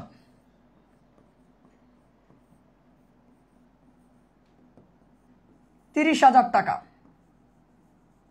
এই প্রাপ্য হিসাব থেকে নতুন কুরিনটা বাদ যাবে, নতুন কুরিন ওই যে 500 ক বাইর করার সময় যেভাবে করছিলাম আমরা, 29,500। এবার তার থেকে বাদ দিবা তুমি নতুন কুরিন সঞ্চিতি, যেটা 2950 টাকা আসছিল। দেখো বুঝতে পারছো কিনা? 2950 টাকা, বলো তো বুঝতে পারছো কিনা? বলো তো বুঝতে পারছো কিনা? 29,500 বাদ দিব কত? 2950, 26,550। এটা হচ্ছে আমাদের প্রাপ্য হিসাব। বলো তো বুঝতে পারছো কিনা? বলো তো প্রাপ্য হিসাবটা বুঝতে পারছো কিনা? এবার বলো চলতি সম্পদে আর কি কি আসবে? চলতি সম্পদের ভিতরে আর কি কি আসবে? আসবে এই যে বিনিয়োগের উপর আমরা সুদ ধার্য করব। এই বিনিয়োগের উপর আমরা কি ধার্য করব? সুদ ধার্য করব, তাই তো? তাহলে বিনিয়োগ আছে কত? 20,000 টাকা। কয় পার্সেন্ট? 12%।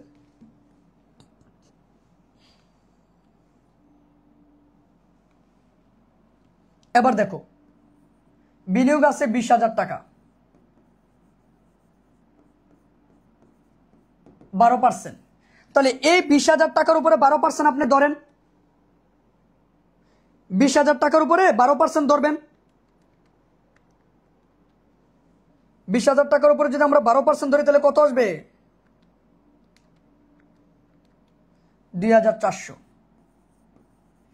এই যে বিনিয়োগের সুদটা, এই বিনিয়োগের সুদটা কিন্তু সবসময় বকেয়া থাকবে। এখন এইটা কিন্তু আমাদের চলতি সম্পদের ঘরে আসবে। সাফরিন সারা, সারা কেউ একটু বলো এটা কোন বোর্ড? কেন তুমি কি চোখে দেখো না? তোমার কি চশমা পরা?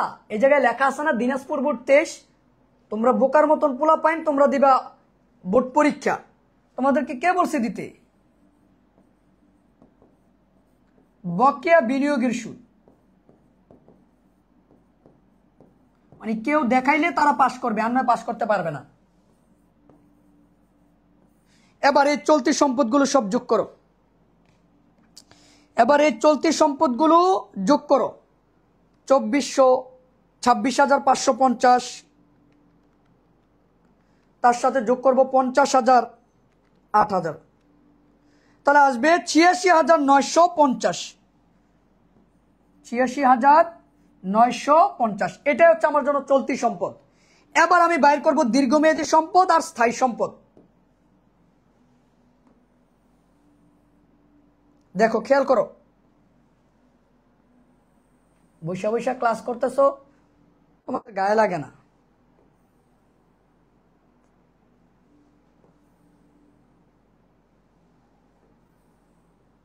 ওকে, এবার আমরা লিখব দীর্ঘমেয়াদী সম্পদ। এই অঙ্কে কিন্তু একটা দীর্ঘমেয়াদী সম্পদ আছে, তাহলে আমরা আগে হেডলাইন করে নিব।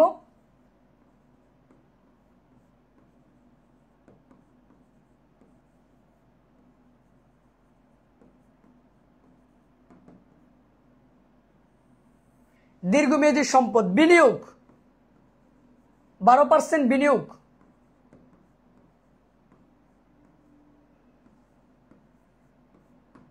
20,000 টাকা। এবার দীর্ঘমেয়াদী সম্পদ লিখার পরে আমরা লিখব স্থায়ী সম্পদ। কি সম্পদ লিখব? স্থায়ী সম্পদ।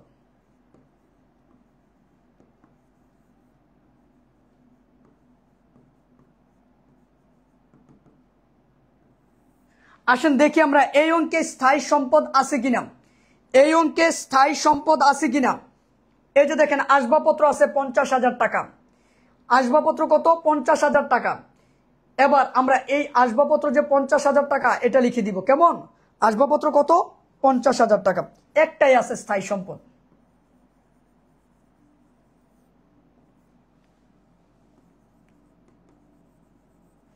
এবার এই সবগুলো আপনি যোগ করেন, চলতি সম্পদের টাকার সাথে আপনি এগুলো যোগ করেন। যোগ করলে যেটা আসবে 1,56,950। এটাই হচ্ছে আমার জন্য মোট সম্পদ।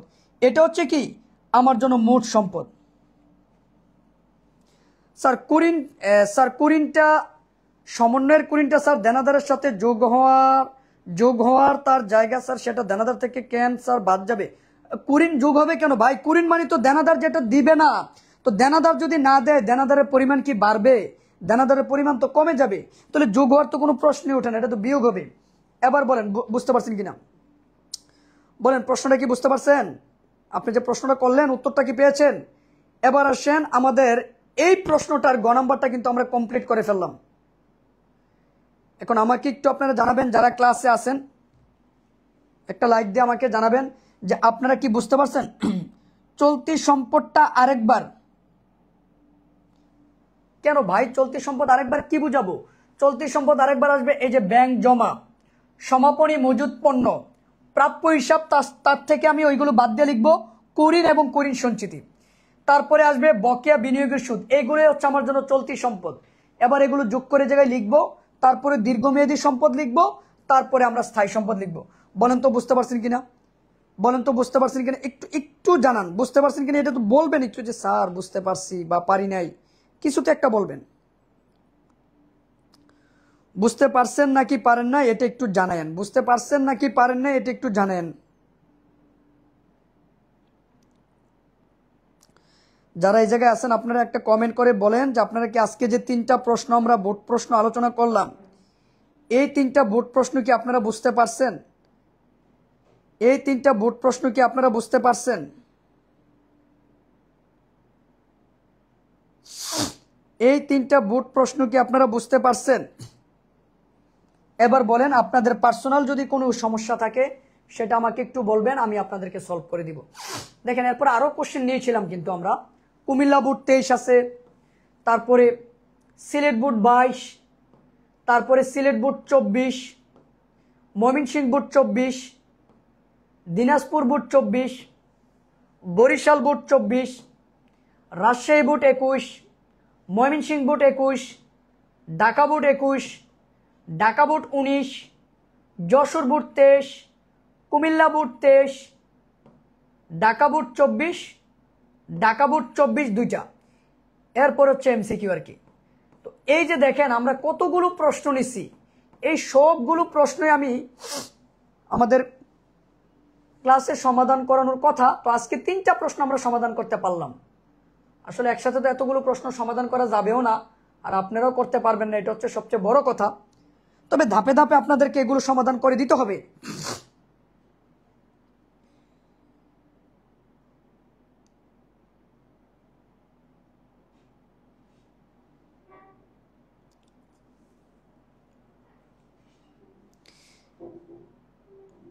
মিসকাত, হ্যাঁ মিসকাত, আপনি আসলে কি বলবো, আপনার হয়তো বা একটু মানসিক কোনো সমস্যা আছে। যাই হোক সমস্যা নাই, আপনি হয়তো বা কোনো এজেন্ডা বাস্তবায়ন করার লোক, বারবার একই কথা কমেন্ট করার আসলে কোনো শেয়ার অধিহার অধ্যায়টা বুঝিয়ে দিবেন। জি, আমরা প্রথম পত্র শেষ করে আমরা দ্বিতীয় পত্রে যাব, আমরা প্রথম পত্র শেষ করে আমরা দ্বিতীয় পত্র যাব। আপনাদের পরীক্ষার আগে আমরা মোটামুটি সবকিছু শেষ করার চেষ্টা করব। হ্যাঁ, আমরা প্রথম পত্রের পরেই কিন্তু আমরা দ্বিতীয় পত্রে যাব। এরপরে ক্লাস আমরা এমসিকিউ নিয়ে আলোচনা করব নাকি সৃজনশীল নিয়ে আলোচনা করব? বলেন কি নিয়ে আলোচনা করব? আপনারা বলবেন, দ্রুত বলবেন। আমরা কি সৃজনশীল বুঝাবো নাকি এমসিকিউ বুঝাবো এই অধ্যায়? বলেন। আমার হিসাব বিজ্ঞান ক্লাসটা থেকে রবি, মঙ্গল, বৃহস্পতি, 3 দিন, রবি মঙ্গল বৃহস্পতি সপ্তাহে। এখন আপনি আমাকে বলবেন যে আমরা কি পরের ক্লাসে, হ্যাঁ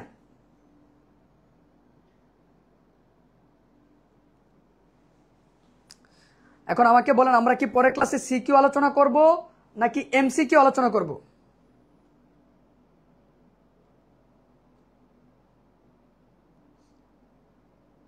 বলেন আমরা কি সিকিউ আলোচনা করব না এমসিকিউ?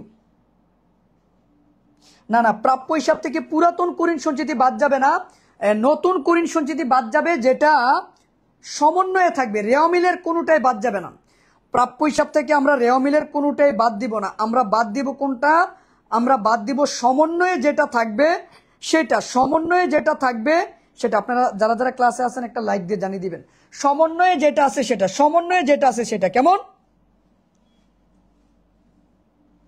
সমন্বয়ে। আর কারো কোনো প্রশ্ন?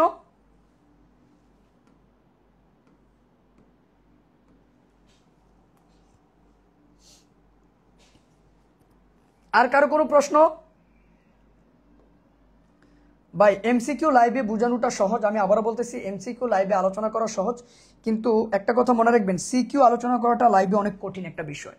আর গিয়া আর্থিক বিবরণের সিকিউ অনেকে বুঝবে না, এগুলো আসলে প্র্যাকটিসের বিষয় তো, এবং আগে থেকে যদি না জানা থাকে তাহলে এই জিনিসগুলো আসলে বোঝাটা খুব কঠিন হয়ে যায়। এগুলো সহজে লাইভে কেউ আলোচনা করতে চায় না, কারণ প্যারা নিয়ে এত প্যারা নেওয়ার দরকার নেই। তো শোনো, এত প্যারা নেওয়ার কি আছে? তোমরা যদি পড়াশোনা না করো ভালো রেজাল্ট তোমরা করবা না, এটাই স্বাভাবিক। এখন টিচাররা তো এত প্যারা নিতে চাইবে না, এখন তোমাদেরকে তো বাসায় প্র্যাকটিস করতে হবে। হ্যাঁ, এই জিনিসগুলো আসলে এমসিকিউ আলোচনা করাটা সহজ। তাহলে ইনশাল্লাহ আমরা পরবর্তী ক্লাসে সিকিউ নিয়ে আলোচনা করব।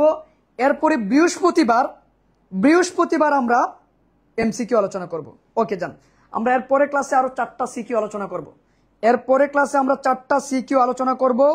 আপনারা আপনাদের বন্ধু বান্ধব সবাইকে মেনশন দিয়ে দিবেন, আর আপনারা বাসায় HW করবেন।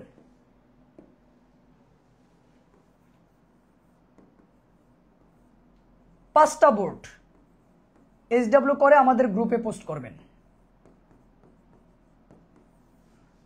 5টা বোর্ড কোশ্চেন HW করে আপনারা গ্রুপে পোস্ট করবেন, ঠিক আছে? কল কবজার সংস্থাপন ব্যয় 2000 টাকা মজুরির ভিতরে অন্তর্ভুক্ত আছে। এটা মজুরি থেকে বাদ দিতে হবে, কল কবজার সাথে যোগ করতে হবে। এটা মজুরি থেকে বাদ দিয়ে দিতে হবে। বিক্রিত পণ্যের ব্যয় করার সময় মজুরি থেকে বাদ দিয়ে লিখবা এবং কল কবজার সাথে যোগ করে বসাবা। কেমন ভাই? আমাদের ক্লাস টাইম 1টায়, 9:30টায় আমাদের প্রতিদিনে ক্লাস থাকে। Class time 1টায়, 9:30টায়।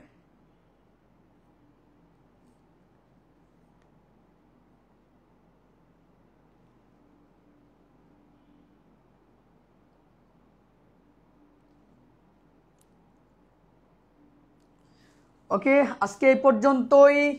ভালো থাকবেন, সুস্থ থাকবেন। অবশ্যই HW গুলো কমপ্লিট করবেন, অবশ্যই HW গুলো কমপ্লিট করবেন। কেমন?